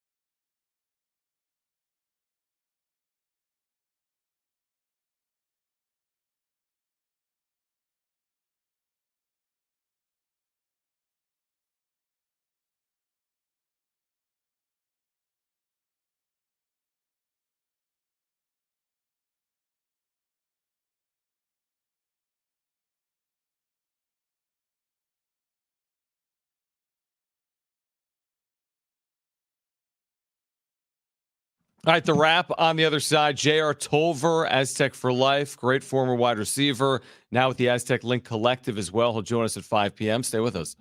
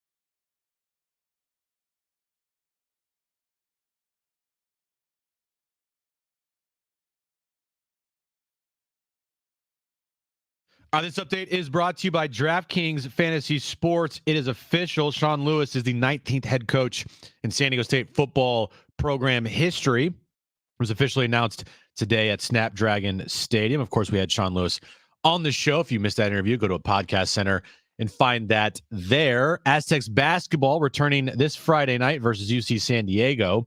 7 p.m. tip-off. Of course, you can listen to that game right here on San Diego Sports 760. And Padres news of the day, Ryan Flaherty. He is joining the Cubs coaching staff after being a finalist for the next Padres managerial position earlier this offseason. Check out what DraftKings has to offer this season with Code Sports, because life's more fun when you're in on the action. DraftKings, the crown is yours. Gambling problem? Call 1-800-GAMBLER. Age and eligibility restrictions do apply. Void where prohibited. See DraftKings.com for details today. All right, in about 10 minutes, your chance to win a 4-pack of tickets to SeaWorld San Diego's Christmas celebration. A great holiday gift. That'll be Trainwreck Radio. Trivia time about 10, 12 minutes from now. Don't go anywhere. Your chance to win that 4-pack of tickets to SeaWorld San Diego's Christmas celebration. J.R. Tolver will join us at 5 p.m. Always good to connect with J.R., even though him and Jim have a bit of a tiff, a rivalry. Jim called him out one day, and J.R. basically hates you now. When you were like, yeah, like, JR's never on the pregame. They text like, yes, I am. I remember that. He came up and said hi to me today. We talked, and I saw each other before. But was he left. smiling when he came up to you? He was more like neutral. We dapped up. Everything was good. Yeah, unless I'm missing something here. You're missing something. Oh man, it's all for show. Why does everyone hate me? Not everyone. Or everyone makes fun of me. Correct. Let's get to this. It's time for The Wrap, presented by Sombrero Mexican Food. Check out their website at sombreromex.com. Which NBA in-season tournament quarterfinal game is the best matchup? I literally don't care. John, can you name a matchup? Yes, of course. Suns Lakers at Staples, everyone's talking about. Because I mentioned two. Well, no, you're talking. I mean, Pelicans Kings is like the game that everyone's been wanting for decades. You've got Celtics against a team, Pacers. Yeah. And you have Bucks. Don't tell me. You have Bucks against another team that I think is maybe a high quality Eastern team. It's Darren's favorite team. I was just gonna say. Knicks. Yeah. Okay, fine team. So those are your 8. Now remember, winners are going to Vegas. Yeah. Everything's on the line. This is the extra game in their season. Is it the quarterfinal game is the extra game, Yep. or the championship is the extra game? The championship game doesn't count. Championship know. Well, doesn't it counts, count. but it doesn't count towards the 81 or whatever. So the answer is Lakers Suns. These 4 teams, or whoever makes the championship, will end at the end of the year end up playing 83 games. Right. So only 2 of the teams will play 83. The teams that play in a championship. Right. Because everyone else is playing games. The other 22 This is how teams. stupid this thing is. All right. No, you're And not I answering. got nothing against the actual games. The games have been relatively good. Okay. No, not last night because everyone's trying to blow the doors off their opponents because of point differential. Objectively speaking, if you're not a Warriors fan like me and hated that game with a passion for how it ended, and the Warriors are stupid and it's just over, it's done. The fact that the entire game, all I saw on the screen, every single possession was the Warriors need to not only win this game, but they need to win this game by 12 to advance. And the Kings, to advance, need to only lose this game by 11 points or less. And I'm like, we're playing point differentials in basketball now? Like, that's the stupidest thing ever. But Even how Charles else do you Barkley, do it? Even Charles Barkley said it after on the post game. I Like, agree. this is stupid. But let me ask you this. How do you do what they're trying to do without having? Of course, there's going to be tiebreakers. It's 4 stinking games, so everyone's going to be 3-1. Candace Parker on Inside the NBA TNT said last night perfectly. Best record. Yeah, there is no best record. Do divisional best records. overall record? Divisional record. Okay. Yeah, divisional At record this point, or overall record. But everyone's whatever. played different teams. I know, that's why it's stupid. It's like the best matchup is Lakers Suns. Next question. Are you worried that Sean Lewis may leave San Diego State after just a couple of seasons? Absolutely, I'm worried, but I welcome that worry. You know, JD said on Today with Darren, I listened to him, it was a great interview. You know, if after 4-5 seasons, which his contract is 5 years, right? Even after 3 years, 3 seasons, okay. If a team comes calling with a fat bag of cash and they can't do anything about that, that's a good problem to have, because then that would mean that he did his job here at San Diego State, taking San Diego State from a 4-8 team this year, missing out on a bowl game. The last 2 years have been a decline. Fan base, like, that stadium needs to be full. If he can turn that around in 3 or 4 seasons, and then a Power 5 conference team, Power 5 school comes with a big load of cash, that's a good problem to have. This is the same energy as, hey, I hope Machado has a bad year so he signs for less. No, stop. Stop it. You know, like, what you hope for is the highest possible level of success for San Diego State football. It's good for the Aztecs. It's good for the university. It's good for Sean Lewis. That's all that matters. Yep. You want him to win at a high level. Yeah. You want him to be coveted. That's all you want. Yes. This happens everywhere, by the way. At the highest of levels, you know, Power 5 coaches are leaving for other Power 5 opportunities. You just want to win. And the rest of it, you'll concern yourself with, because it's a good problem. Do you want Sean Lewis here for a decade and it'd be like mediocre with maybe 1 or 2 seasons that are kind of good? Or do you want Sean Lewis here for 4 years with 3 great years, or 2 great years, one of them where they win a Mountain West Conference title and get to a playoff? And they get to a playoff. Yeah. Option B. I'll take that one. Next question. How many games will Manny Machado play in the field next year? Not DHing, in the field. How many did he play this year? Good question. Not by his standard, not a big the last number. 2 months, 0. What's the number? Well, first of all, he only appeared in 138 games overall. Wow. And his fielding stats a year ago were 105 games. So over or under 105 games? I'm going to go over, but I will say probably around 120. Even that's a big number. It is. Because that basically, you're saying, hey, maybe he misses a month and then he's healthy and he plays like he typically plays. Yeah. I'll take under 120. Okay. But I'll do the sweet spot between 105 and 120. Yeah, that's fine. Yeah, he DH'd 33 times last year. The biggest, You have to remember, though, like the last month and a half, that's all he did. No, I know. Yeah. Just as long as he is healthy towards the end of the year and playing at a high level, yep, that's all that matters. Yeah. For Manny individually, like at the end of next season, whenever it ends, you want it to end with Manny being healthy. or relatively healthy because he's always injured all the time. No, but he's never got know about it. No, but you're right. He's got to be reasonably healthy. He's Yeah. got to be able to field his position. He's got to be able to hit. Yeah. I mean, he's got to be able to do that late in the season for the Padres. Not. He would have games where he would go 3 for 4 with a He home did. run and a double. Yep. But that'd take a lot out of him. In the next couple of games, it was like 1 for his next 12. Next question.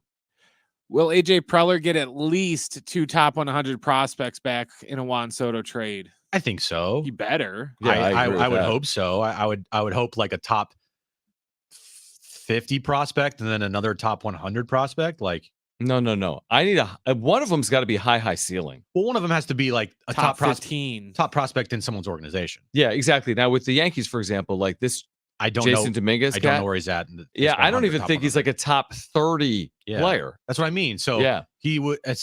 I don't know their system that well at all. But say Jason Dominguez is the 38th ranked prospect in baseball, Which is great. and he turns out to be the number 2 ranked prospect in the Yankees organization. 74th. 74th. So say he's the number, but still, my point is if he's the number 2 or 1 ranked prospect in the Yankees organization, you got to get that. Yeah, he could be 4 or 5 here, though. As in, if he's 74th, I'm just making this up. And this doesn't mean anything other than something. But the Padres could have player 8, 28, and 38. Do you have the top 10 in front of you, Brent? No. For who? The Yankees or for baseball? Just baseball. According to Baseball America? Yeah. Maybe. I mean, I just wanted to look at. I don't want Oh, to. yeah, I got it. I just want to look at teams. Like what teams have. Jackson Holiday. Yeah. For Baltimore is okay. number 1, and it's a good day to be Jackson. Jackson Chiruro from the Brewers, an outfielder. Just give me teams. You got Baltimore, Milwaukee, Pittsburgh, Washington, Padres, Salas. Yeah. Tampa Bay, Washington, Texas, Padres again. Merrill. They have 2 of the top 10 in baseball. Okay. And you're trying, but that's kind of my point here. And you're trading for prospect number 74, whatever that means. And the Yankees are stubborn about that. Give me a break.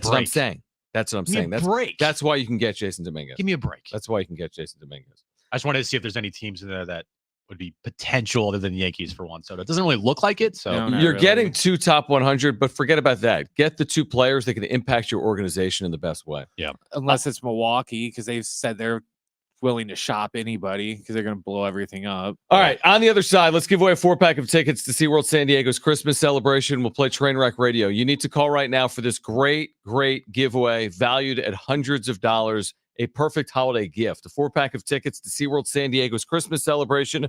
Call 844-570-1360. 844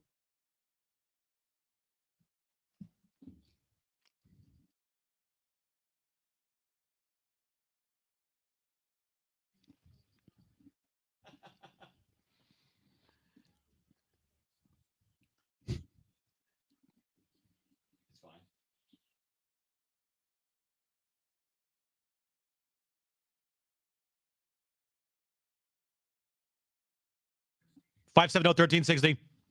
All right, hey guys, it's Schaefer. The year is almost over, and if you need cash for the holidays or if you want to be credit card debt free for the new year, call Loan Pronto today. We've been telling you, San Diego, among the most expensive cities in the country to live in. With Loan Pronto, they've got this express equity line of credit. They can get you $20,000, $50,000, even $100,000 in as little as 5 days. You've got a ton of equity in your home, and Loan Pronto can help you turn that equity into cash. You can access up to 95% of your home's value. Use the money to pay off all your credit cards, pay off your personal loans, or start that home improvement project. You can get the money you need now and still keep your primary mortgage intact, so your 3% rate is protected. And with Loan Pronto's Express Equity Line Program, 90% of the time, there's no need for an appraisal, so you can get your money super fast. Get the holiday cash you need or pay off all those credit cards before the new year. Get yourself on solid financial footing before the year ends by calling Loan Pronto now. 619-207-4336. Again, the number to call, 619-207-4336. LoanPronto.com, 619-207-4336. Equal housing lender, NMLS 1661781, subject to lender approval.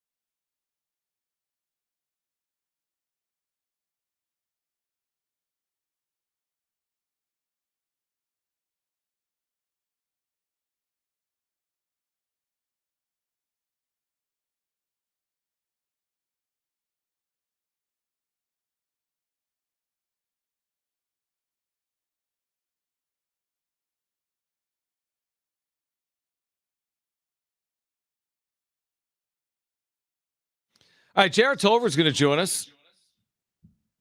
Jim's computer volume was on, basically ruining the show. J.R. Tolver is going to join us coming up at 5 p.m. That ruined the show? Really? The show's been ruined now. Give back the best sports talk show in San Diego award. Ben Fadden. I didn't know you were like all of a sudden AJ Preller, buddy. Why? So Ben Fadden talking Friars has been they're texting. Not taking Dominguez. Like, all right, Brian Cashman. Okay, so Ben, he hears our conversation. He's like, Yankees don't have a top 50 prospect, and he lists the 5 that are in the top 100. You know, they got guys in the 70s and 90s. They have 5 guys, and then he said if they want Dominguez, they aren't getting much else, in my opinion.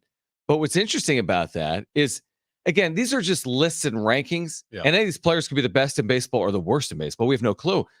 But if this guy's in the 70s in Baseball America's top 100 list, and you got guys like Jackson Merrill who are in the top 10, you should be getting a guy in the top 70 and more than that for Juan Soto for a full year. Yeah, give me a break. Yeah, like I'm not saying you're getting 5 like you gave up a year and a half ago, but you should get 2 legitimate high-end prospects at least in return.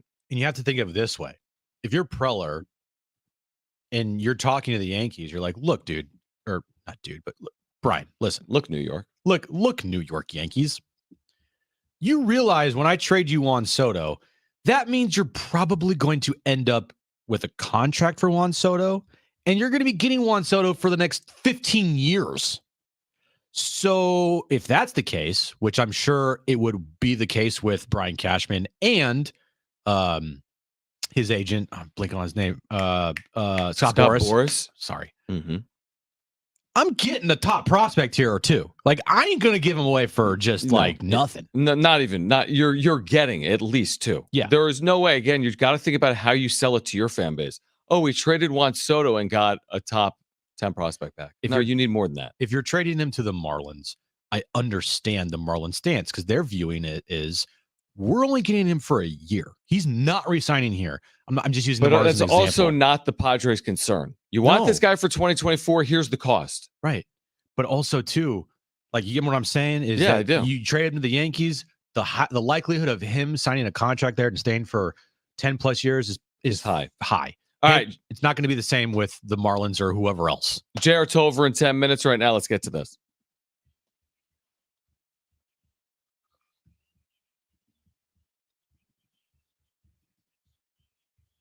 All right, 3 questions, 2 contestants, 1 lifeline. Today's 2 contestants, we have Tim and Matt. Tim, you called in first, so you have your choice of John or Jim. Who do you want to go with?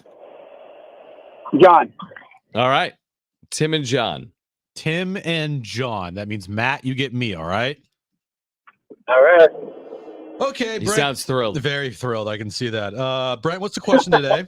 All right, guys. Today, the Aztecs hired Sean Lewis as their next head coach. Today's question: can you name the 9 FBS teams averaging 39 or more points a game this season in college football? So we're looking for the 9 FBS teams that were averaging 39 or more points per game this year in college football. All right. Matt, you're up first. What is your first guess? And you do have a lifeline if you choose to use it. Oh, I'll go ahead and go with Ohio State. Ohio State top 9? No. Yeah, not a prolific offense this year. Tim, you're up next. What is your first guess? You do have a lifeline if you choose to use it. Oregon Top 9? Very good Yes. Guess. Yeah, very good guess. Matt, you're up next, buddy. What is your second guess? You do have a lifeline if you want to use it. Oh, man, college football is not my forte. I'll go ahead and go with the lifeline here. All right. USC. USC. Do you take that? Yeah, I'll take that. Wow. USC. Look at you, Jim. Mr. College Football Aficionado over here. Tim, you're up next. Let's take a 2-1 lead. What's your next guess? You do have your lifeline still if you want to use it. Washington. Good guess. A lot of Pac-12 schools. Wow. You know, they have fallen off here in the second half of the year. Yeah, a lot 24, 25. Yep. They were great early. 31, but not a lot of 45. They only averaged 38. Oh, they're just terrible. Losers. All right, so we're tied at 1. Tied at 1. Final round. Matt, you don't have a lifeline, so it's all up to you. What is your final guess? Oh, let's go with Georgia. Georgia. I I like it. Wow. I was Oh. not expecting that, to be honest. Well, probably a lot of cupcakes they've tasted. Have they? They play in the SEC. Well, maybe not a lot of cupcakes. The beginning of but their they're schedule. non-conference. Non-conference schedule. Okay. Non-conference. So now Tim needs a correct answer. Needs a correct answer to send this thing to overtime. You do have your lifeline. Tim, what are you going to do? Oklahoma. Very confident in that one. Wow. Whoa. My lifeline would have been LSU. It would have been on the list. Yeah, they're number Yeah. one. Is that going to win the Heisman? Crazy. Probably. In SEC country, probably. His stats are unreal. A joke.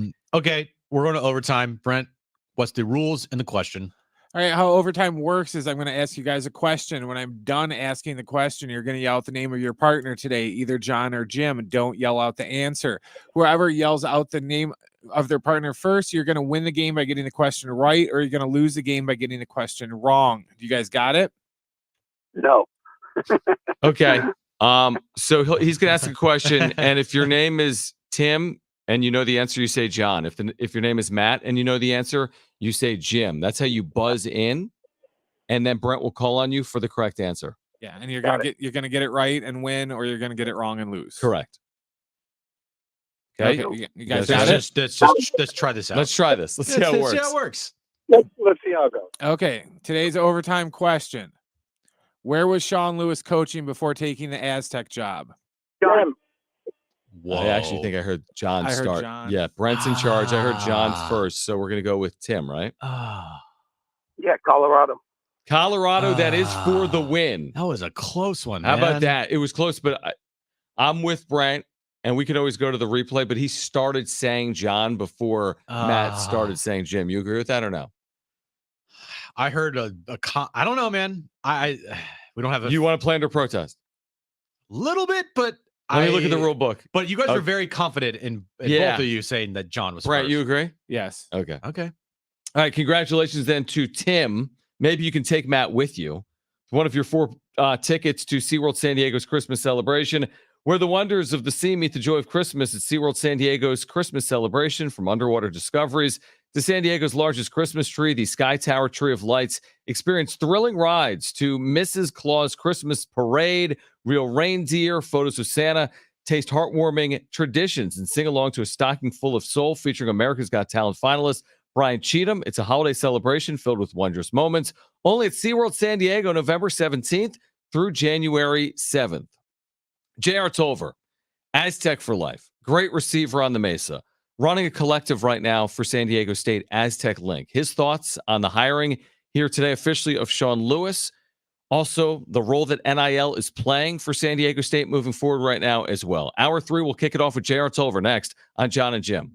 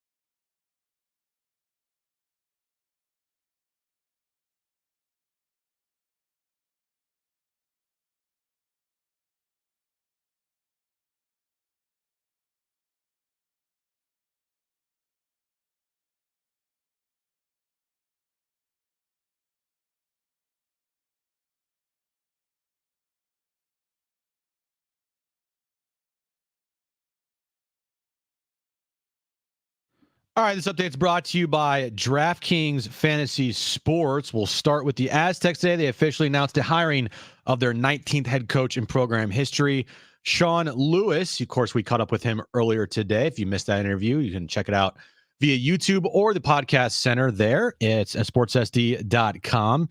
San Diego State basketball takes on UC San Diego this Friday night, 7 p.m. tip-off. Of course, you can listen to that game right here on San Diego Sports 760. And Padres news of the day, Ryan Flaherty spent the time here in San Diego as the offensive coordinator for the last couple seasons, is now leaving and joining the Cubs coaching staff. He was also a finalist to be the next Padres manager this past year. Check out what DraftKings has to offer this season with code SPORTS, because life's more fun when you're in on the action.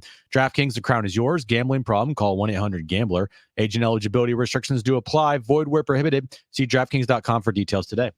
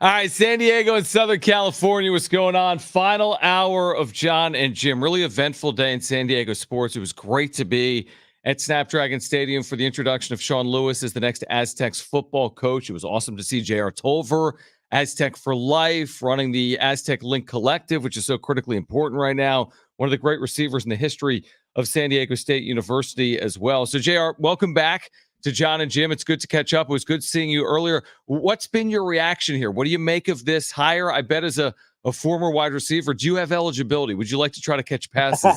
Would you want to catch passes in this offense? Hey, Shave, listen, man, I'm going to tell you, for the first time since I left school, I am truly nervous about my records falling. I've been very, very, very content and happy. No one's ever come close. I've been good. But I think Coach Lewis is going to come in with a target on my back. He's definitely going to go after those records in the passing game for sure. And honestly, I think that, it would sting a little bit, but you would be okay with it, because that means that this offense is humming, and it's what, he talked a lot about today is fast-paced offense. We know his resume at Kent State, somewhat Colorado, Syracuse. For you, when you first heard that Sean Lewis was hired here, and then you got to research the hiring a little bit more and maybe talk to some people about it, like your initial reaction to having Sean Lewis here at San Diego State? Yeah, I'm gonna be honest with you. My initial reaction was, who? Yeah. JD and Bob, I think, did such a great job of keeping this process pretty close to the vest. There's a lot of competition out there right now in terms of jobs and coaches. Everybody's trying to catch the next up-and-comer, if you will. So when I heard his name, I was completely unfamiliar, and I had to jump online and start doing some research. And today at the press conference, I got a chance to talk to Bob Moosbrugger, who was the athletic director at Bowling Green for 5 years while they, were in the MAC and playing Kent State every year. And he told me, he said, JR, he said, we played Kent State every year. We went 0-5. He said they averaged 45 points a game. He said, matter of fact, twice I think they scored 62 points on us, right? And so, that was kind of cool to hear from Bob, because he was in the stadium competing against Coach Lewis. He saw it firsthand for 5 years. It wasn't a one-off. This guy has a offensive mind. He does a great job putting his players and his teams in position to score. And I think that's what Aztec Nation has been waiting for and been wanting. All right, so I want to transition for a moment. We talk a lot about name, image, and likeness with you and the collective that you've been overseeing, Aztec Link. So, and he spoke about it today, Sean Lewis. You know, this is a different world with the portal, with name, image, and likeness, the importance of collectives and NIL. So, you know, what do you have to say about, you know, the way that San Diego State is positioned right now to potentially capitalize via the portal and with name, image, and likeness through Aztec Link? Perfectly positioned. I mean, I looked at Mesa Foundation and what they were able to do last year, right before the basketball season started. And they put a nice foundation in place. And then when San Diego State went on the run in the national championship, the collective was already there. It was already supported. It was already established and identified. And they caught the tailwind. They caught the tailwind of a great season. And now that collective is up and running and it's doing great things for San Diego State basketball. We feel like we're in the same position. We've been working hard at this for the last 18 months or so. And we've just kind of been waiting on the tailwind. We've kind of been hey guys, we're here when you need us type of an organization. And now I think it's pretty clear that the community can actually build around NIL through the organization that we've set up. Looking at, you know, the future here at San Diego State for the football team, you know, Sean Lewis signed a 5-year contract, and we've talked a lot today, like, hey, if he happened to be gone in 4 years, a Power 5 team school comes in here with a big bag of cash and lures him away from San Diego State, probably means that he did some good things here at San Diego State. Well, what would you say to people that maybe be upset about that, or like don't like that notion of he could be gone in a couple years if he does really well here? Yeah, you know, I think if nobody's coming after your coaches and you don't have a successful program. We saw that year after year when Coach Long was doing his thing, and Coach Hoke came in and started the process, and Coach Long, Rocky, took over. But we saw that every single year, guys were getting cherry picked. Tony White got cherry picked. Zach Arnett, you know, got cherry picked. Mike Schmidt got cherry picked. That's a great sign. That shows that your program is doing well, and people want to come in and talk to the coaches that you have. So, you know, I'm not afraid of that. I think if we look back at the history of San Diego State, Coach Hoke was here 2 years before he got cherry picked by Michigan. Those 2 years that he gave us put us on a 13-year high, right? So if Coach Lewis comes in and, you know, hopefully he goes through his full contract, hopefully there's conference realignment, hopefully San Diego State's in a Power 5 conference, a college football playoff, and he wants to stay here and raise his family here and retire here. But if he does get cherry picked, it's going to be for a good reason. It's because he came in here and he did a kick-ass job for the program. JR Tolver is with us right now. So JR, overseeing Aztec Link, and you know, people have questions about NIL and what should I be doing to support. We've talked a little bit about the collectible that you've been working with Lamont Butler on, butleratthebuzzer.com, this terrific collectible from the men's basketball Final Four, Lamont Butler hitting that shot, signed collectible, limited edition, this amazing holiday gift. He's going to be doing a signing on it, by the way, if you pick it up in early December. For those that are looking to support, what are some ways in which they can do that? And one of the ways is by going to butleratthebuzzer.com, right?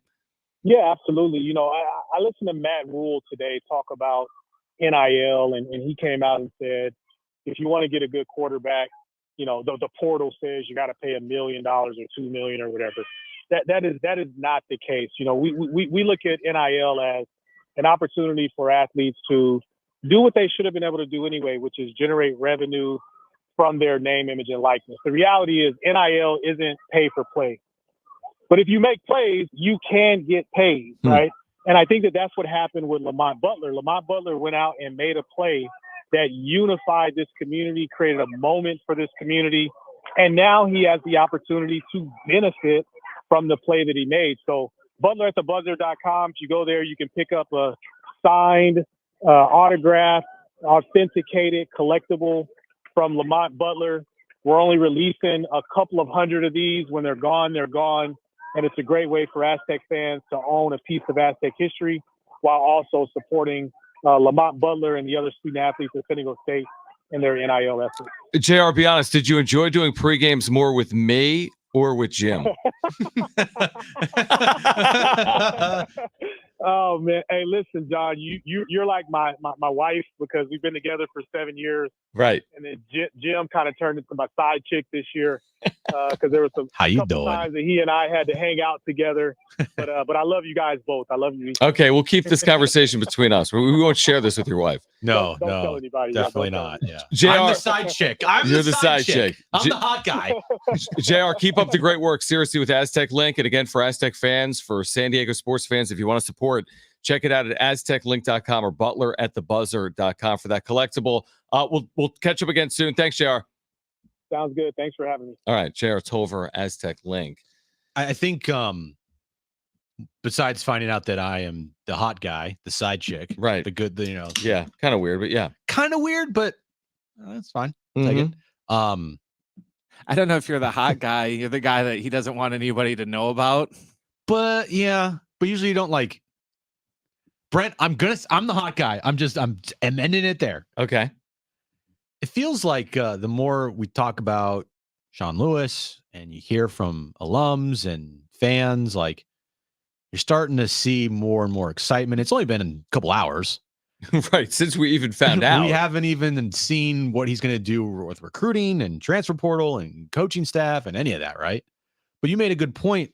Oh, thank you. Reading through the contract at the UT, that the excitement for a coaching staff should be pretty high because of the resources that they have right now. He has, San Diego State football has, to build a pretty good coaching staff here for the next couple of years. I'm glad you mentioned it. So the UT is reporting on the terms of the contract. San Diego State, as a public university, is going to release finalized terms of the contract as they would do with any employee, I believe.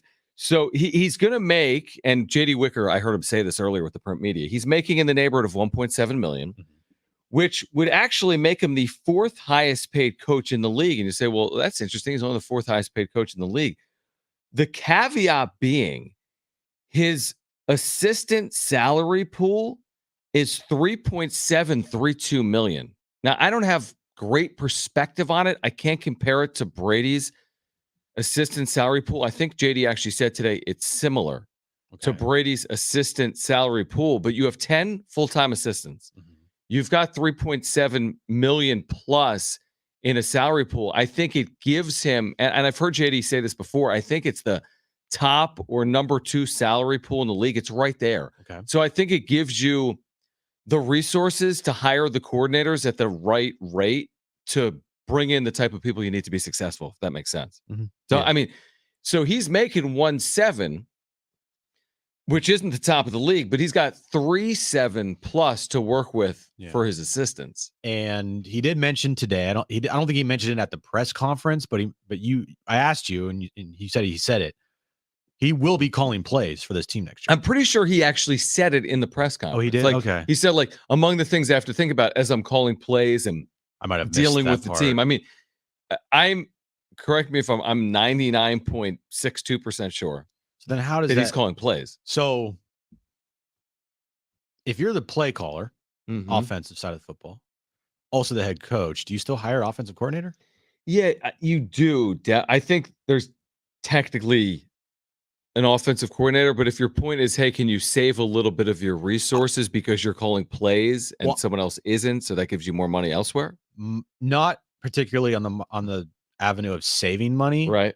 But if you're calling plays and there's like a defensive coordinator out there or another coach that you really, really want that might be a little more money, right? Then you could use the money you're not using on getting an offensive coordinator here, since you're calling plays, and you put that money towards that coach to come here.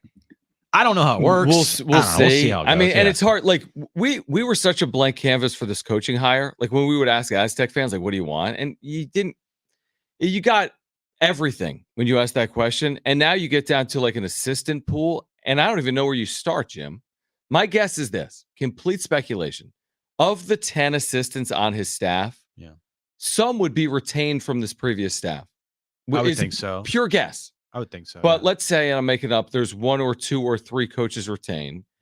And then you go out and maybe you bring in coaches that you work with either at Colorado or Kent State or elsewhere. Yeah. And then maybe a couple of names that you haven't worked with previously as well as you formulate. But we asked him today and he was like, I'm not overly concerned with rushing it. Yeah, get I'm it right. paraphrasing. I'm overly concerned with getting it right. Yeah, which is the right answer. Yep. Because if you like are sitting there saying we need to get a coaching staff assembled tomorrow, Mm-hmm. I mean, that's just, you don't want to rush it. You've been here for 7 hours. You got to get. Can you things imagine that, man? You're talking to the media all day. Yeah. You've literally been in San Diego as the head coach for hours. I know. Like, imagine your first day. Seriously, like in radio, It was a you have whirlwind. to talk to 100 people about. It's crazy. I mean, that's a lot. Yeah, like my first day back here at Yeah. iHeart. Imagine that. There was a lot going on. I A remember. lot going on. Yeah. It was Darren's first day. It was my first day. Marty's Back. first day back. It was just like crazy. It's like, So that's on that small scale, and then like widen it to what he's going through. And I there's a can't lot even going on. compare to what he was going through. Right. Going doing pictures and media and meetings. Let me ask you this: what are you more excited for? Watching him fill out the staff, which I think is interest and intrigue. Are you going 3-3-5? Are you going with San Diego State people? Are you going elsewhere? Or watching him in the portal? No doubt about it. Yeah. Portal, recruit. And we typically, if we're being honest and fair, and correct me if I'm wrong, Aztec fans and Jim, Brent, we don't typically cover a lot of San Diego State football in the portal. We see it. Oh, look, Mark Redmond, who was at Washington, came to San Diego State. Mhm. But it's not, in the offseason, typically like this huge news event. There's so many scholarship athletes. You have 85 players. It's hard to keep track of every single one. Yeah. But I feel like there'll be particular focus now that you've got this offensive-minded coach to see what he's doing with like quarterback, receiver, skill position specifically. I think seeing how this thing goes the first year will determine, I think, the level of interest for us. Right, like off-season moves. To off-season moves. Like because the portal starts when? December 2nd? Monday? All right. Along with the winter meetings. Yeah. That's going to be fun. Yep. In Nashville. I think I have that right. Yes, it is Monday. And if he goes out in the portal, I know he mentioned like, we're not going to use the portal. Like, he didn't say this, but you kind of put two and two together. We're not going to use the portal like Colorado used the portal. Who is, to be honest? I don't know how many teams are going to do it that way. Yeah. And he mentioned a lot of recruiting here in San Diego.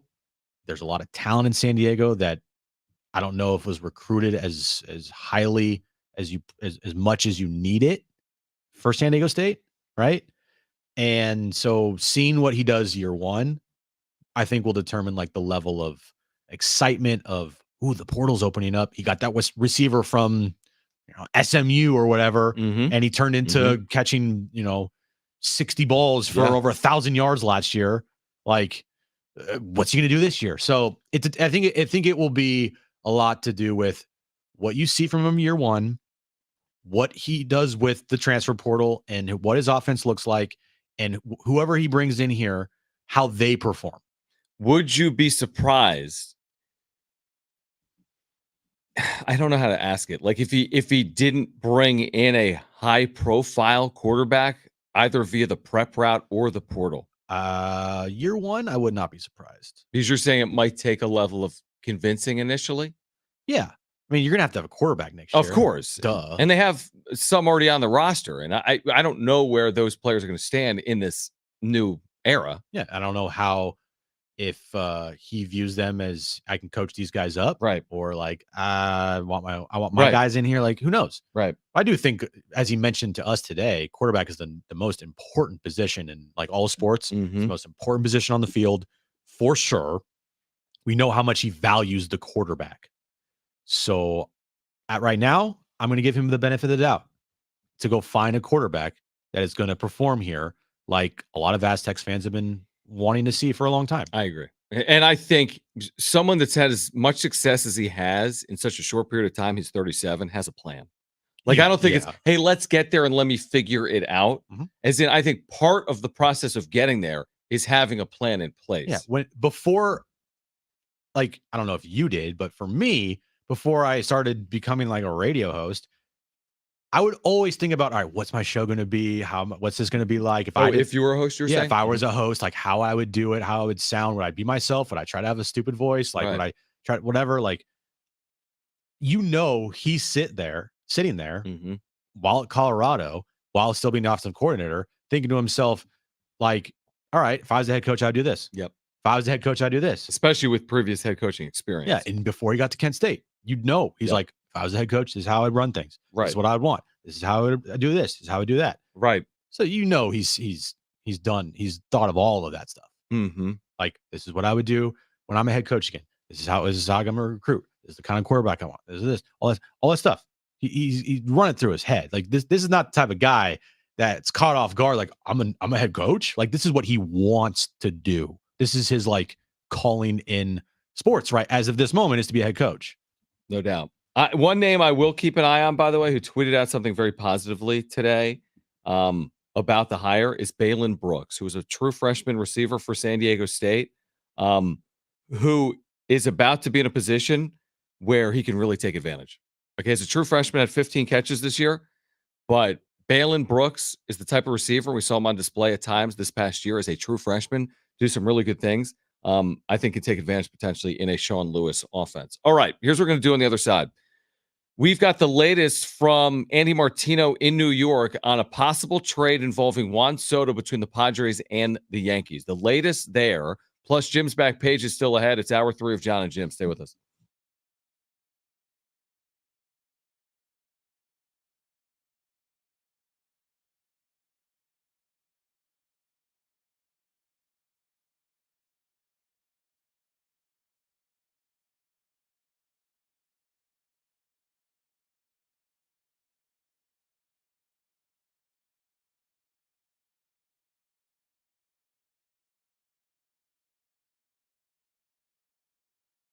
All right, we've been talking a ton about the Aztecs today. If you are in the college area, then you know about Windmill Farms, family owned for over 20 years. Huge supporters, by the way, of the Mesa. Trevor, his family, they've been in the business for 20 plus years. I've been telling you that if you're looking for a great lunch spot during your work week that's quick and easy and affordable, Windmill Farms is the place for you because they've got a great deli with these high quality, fresh ingredients, really low prices. They really pride themselves on it. And your 8th sandwich is free with a sandwich card. So pick up your lunch over at Windmill Farms if you're in the college area. Go there over the course of the weekend. Get ready for your weekends. You're tailgating, you're watching games, you're supporting San Diego State football, basketball, whatever it is, NFL. Windmill Farms has everything you need as the college area's natural grocer. They've got you covered for your game day needs, your work week needs, organic farm fresh produce, amazing craft beer and kombucha, centrally located off Del Cerro Boulevard across the freeway from Montezuma Mesa. Family owned, serving San Diego for over 20 years, supporting local businesses like Harris Ranch, Mr. G Salsa, and more. If you don't live or work near the college area, no problem. You can find Windmill Farms on Instacart. Have your groceries delivered directly to your doorstep. They've got weekly specials at windmillfarmsmarket.com. Again, weekly specials at windmillfarmsmarket.com. In fact, Wednesdays like today are double ad days where you can receive double the savings from last week's ads and this upcoming week's ads as well. A reminder, shop local, shop at Windmill Farms.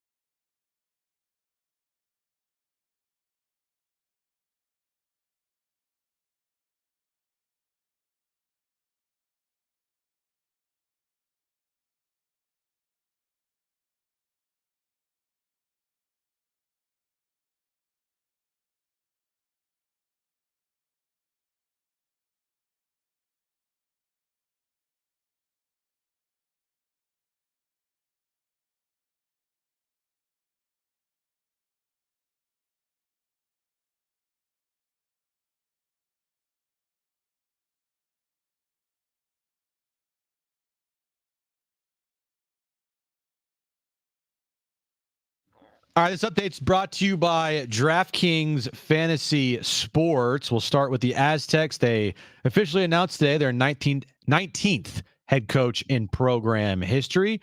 Sean Lewis, coming from Colorado, was the offensive coordinator there last season. San Diego State basketball Friday night versus UC San Diego, 7 p.m. at tip-off. Of course, you listen to that game right here on San Diego Sports 760. And Padres news of the day, Ryan Flaherty is joining the Cubs coaching staff after being a finalist to be the next Padres manager.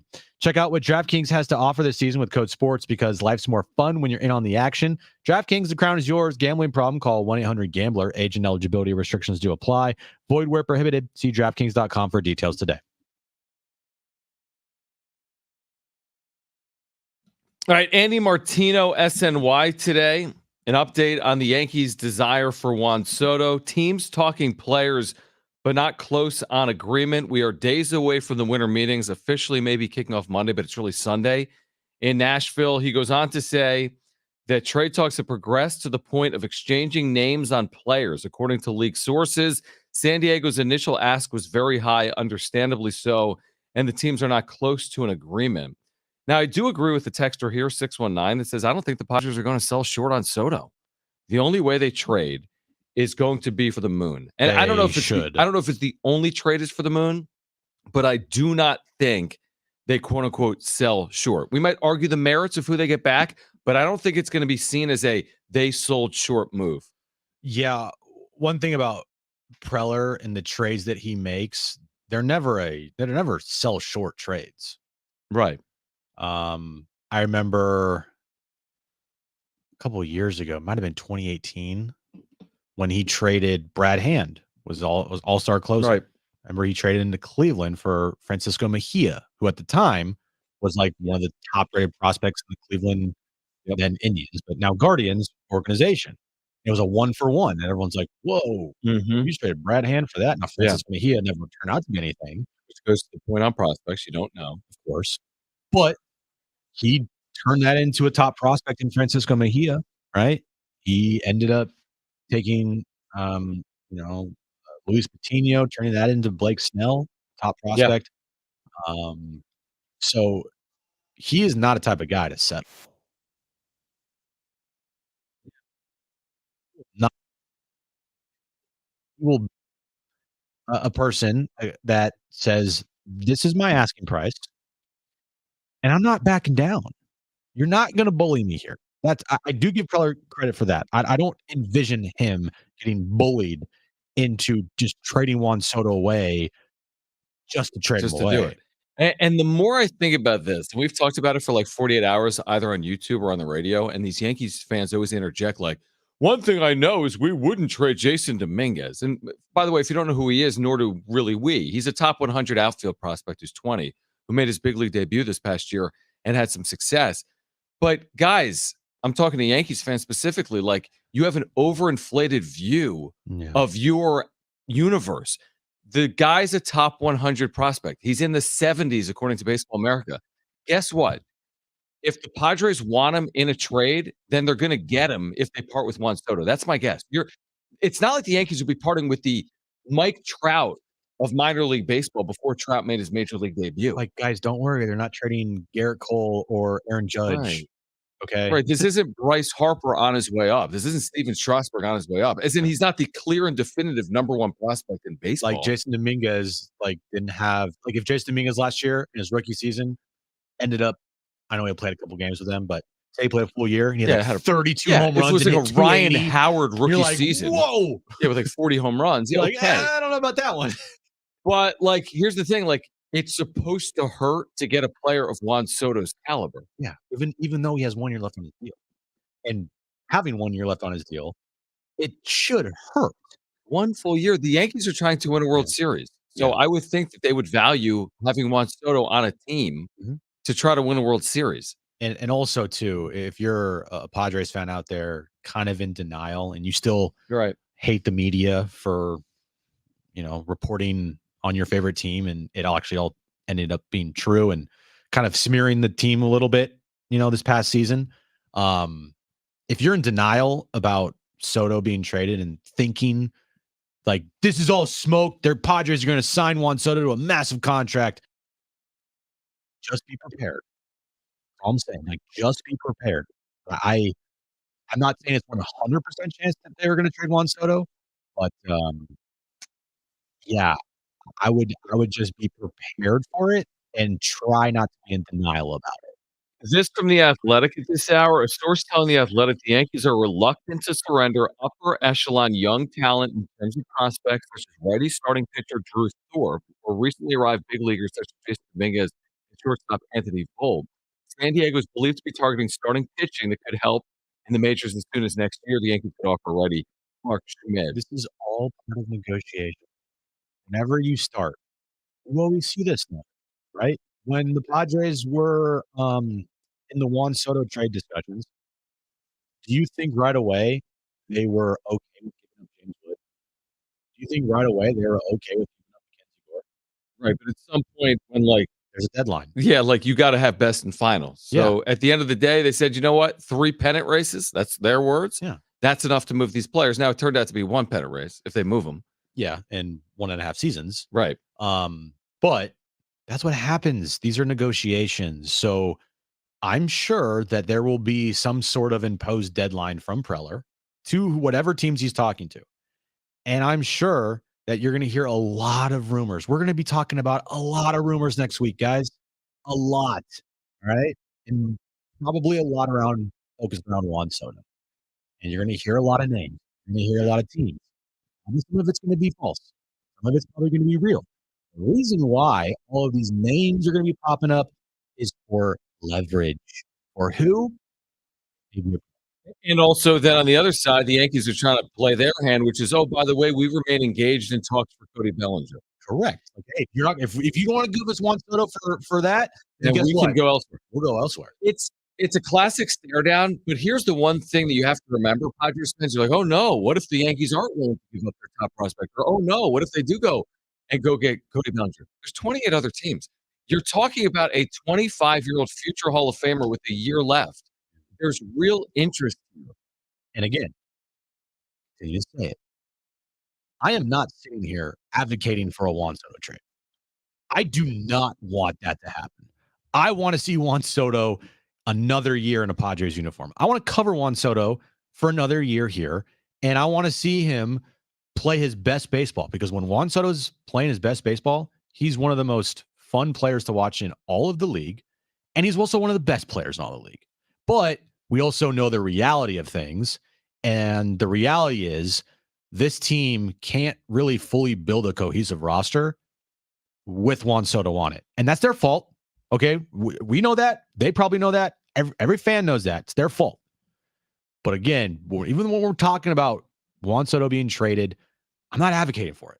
No, but I'm at a point where I've come to the realization that if it's going to happen, let's talk about it, obviously. Yeah, of course. So I'm at the point where it's like we can parse through why, and we have, and we will.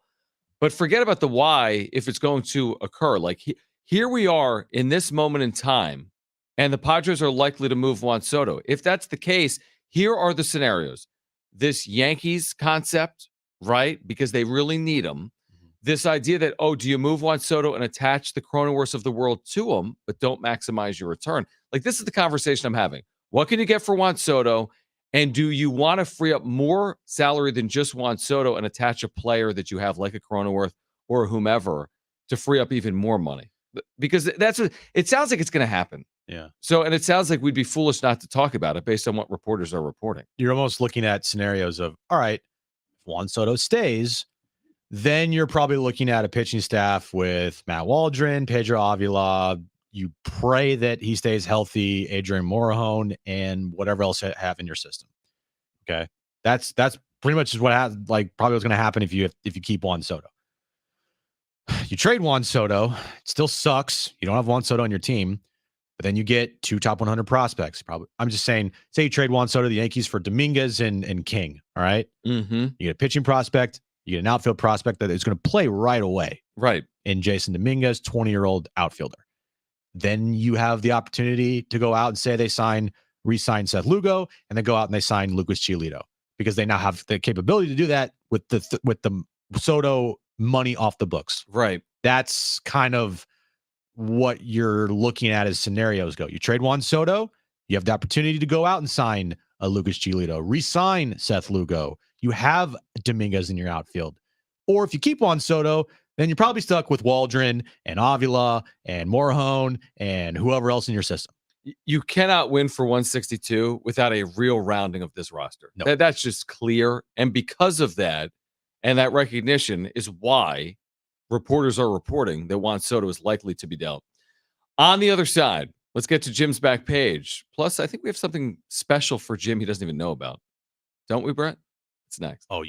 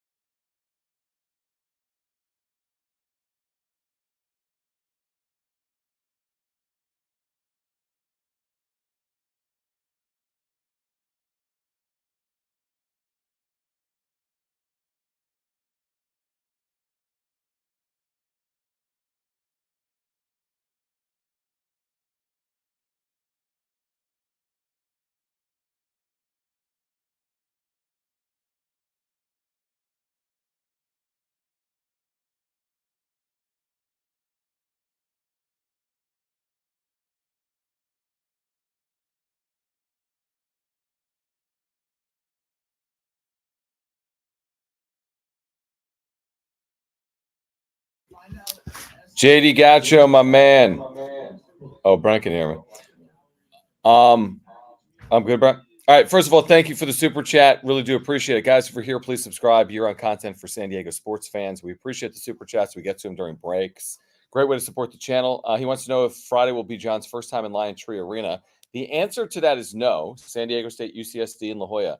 But my first time was last week because I was filling in doing color on radio broadcast for Seton Hall on Thursday and Friday when they played SC and who else? Iowa.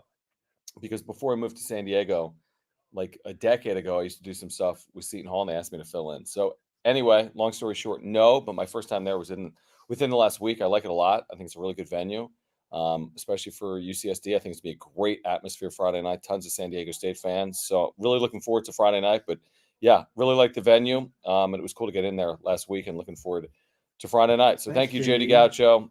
Jim's on his phone.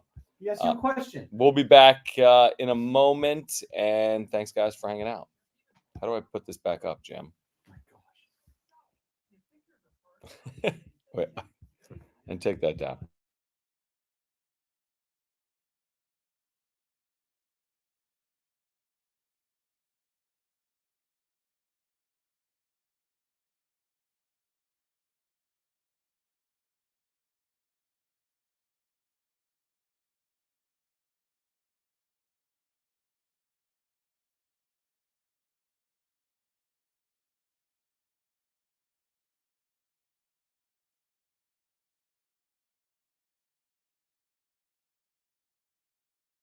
All right, we've got something very special to share with Jim Russell he doesn't know about on the other side. That's next.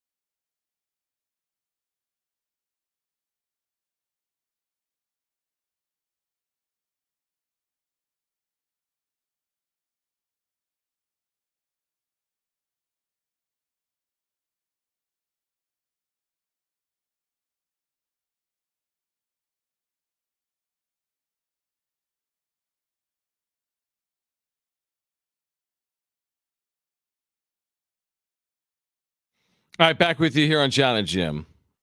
Jim's telling me about their dog Bentley, who was basically a bad dog this morning. Jim goes to a press conference and all hell breaks loose because Bentley didn't like it. I have a dog that has anxiety. Does Peanut have anxiety, Brent? No.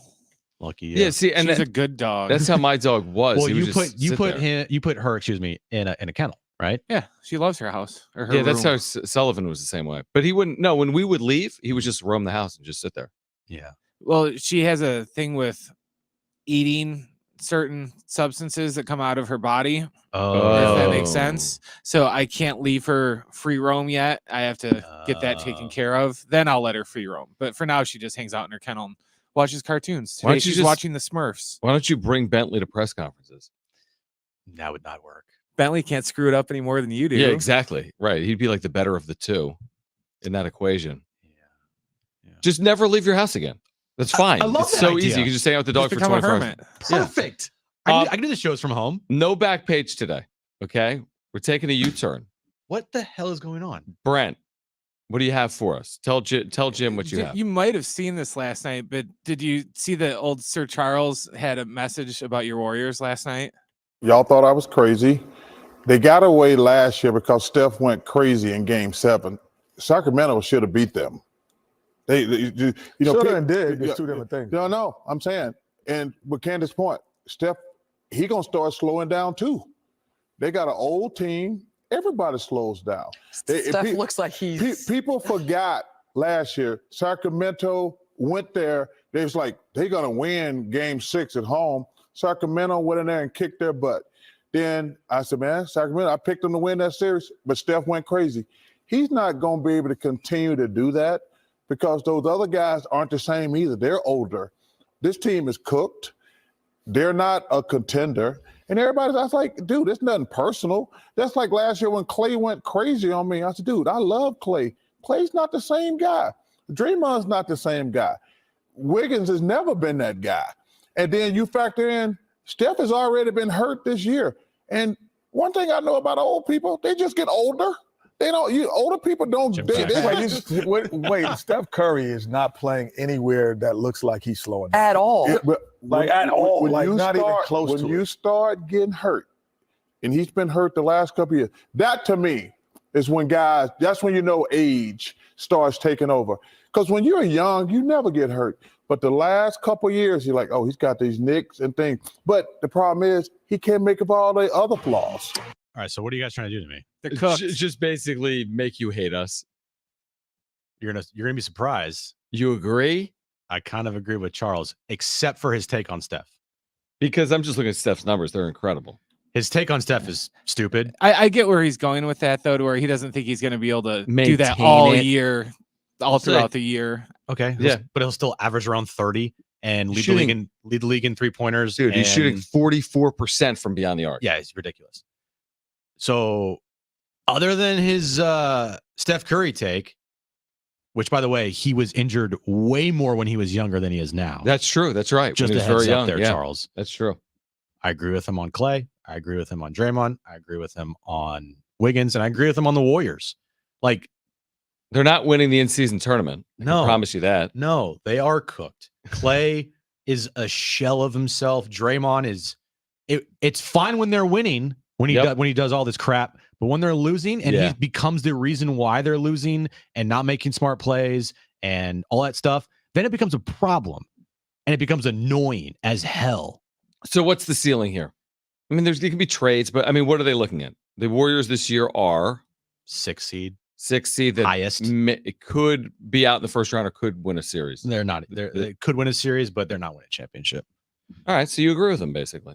Yeah, He's basically what Chuck's trying to also do? saying. Put me in a corner No, to, but like, what suck Chuck's it, saying, Jim? what he was saying is, listen, as good as Steph is, and I think he's like he can't carry everything. Yeah. It doesn't work like that. No, I know. As good as he is, he can't carry everything. Right. That's why you need to infuse younger talent, but they're not going to do it because they're so bent on keeping the core there, and most of the core besides Steph is all cooked. As long as they make the quarterfinals next year of the in-season tournament, I feel like it's been fixed. So All that wait, matters. hold on. That was back page. You guys blew off the whole back page For that. to say that the Warriors are cooked Mhm. and all that stuff, and Charles Barkley going off. Yeah. You did all of that. You had prepared? And you said, you know what? I don't want to hear about a foot-long cookie coming to Subway nationwide. I don't want to We hear. can hear about it tomorrow. Actually, I that's don't want to hear interesting. about Mark Cuban and him leaving Shark Tank. Now I don't want to hear about McDonald's, another meal going viral. That's cool. That's fine. I get it. No. I like how Mark Cuban's selling the Mavericks, not in your Yeah, report, but no. he's leaving Shark Tank and breaking Yes. news. That's more important, guys. Leaving Shark Tank. I don't care that he's making $3.5 billion off the selling the Mavericks. I do like Shark Tank. I love Shark Tank. Yeah, I do like Shark Tank. That's a big loss. So you guys wanted to make fun of me, and you guys didn't hear about a foot-long cookie coming to Subway, a McDonald's meal going viral, and Mark Cuban leaving Shark Tank. Okay, fine. What's the bigger loss? Isn't a foot-long cookie coming to Subway kind of counterproductive? Isn't Subway supposed to be the quote healthy place? And it's like, oh, here, have your healthy sandwich and then With eat a foot-long foot-long cookie with it. What's a bigger loss? Cuban on Shark Tank? Or I don't know, give me the comparable, like something on the Warriors. You better have had it comparable ready because I didn't nothing have it for ready. Well, good job. Or Good job Purdy there. not playing in the NFC Championship game. Let me think about that one real quick. By the way, Cuban. those 3 stories I just mentioned, I'm going to talk about them tomorrow. So there you go. Well, that's the point. It's Jim's back page. We just wanted to Unless something else comes up. switch it up. I really wanted to talk about that cookie, man. You can go get one. You just talked about it. Subway has a foot-long cookie. Let me guess. Is that what they have? Starting today. Are they going to get sued because it's not really a foot-long cookie? Ba-dum-bum. All right, if you missed anything today, including our conversation with the brand new head coach of San Diego State's football program, Sean Lewis, check it out, sportssd.com, iHeartRadio app, iTunes, TuneIn Radio, Spotify, or on YouTube by searching for Jon and Jim 760. Please find us on social media at Jon and Jim, JONANDJIM. We are back tomorrow at 3. We'll have our fantasy football insider, Paul Charchian, on the show at 3:30. For Brent and Jim, I'm Jon. Keep it here. It's San Diego Sports 760. Okay. Okay.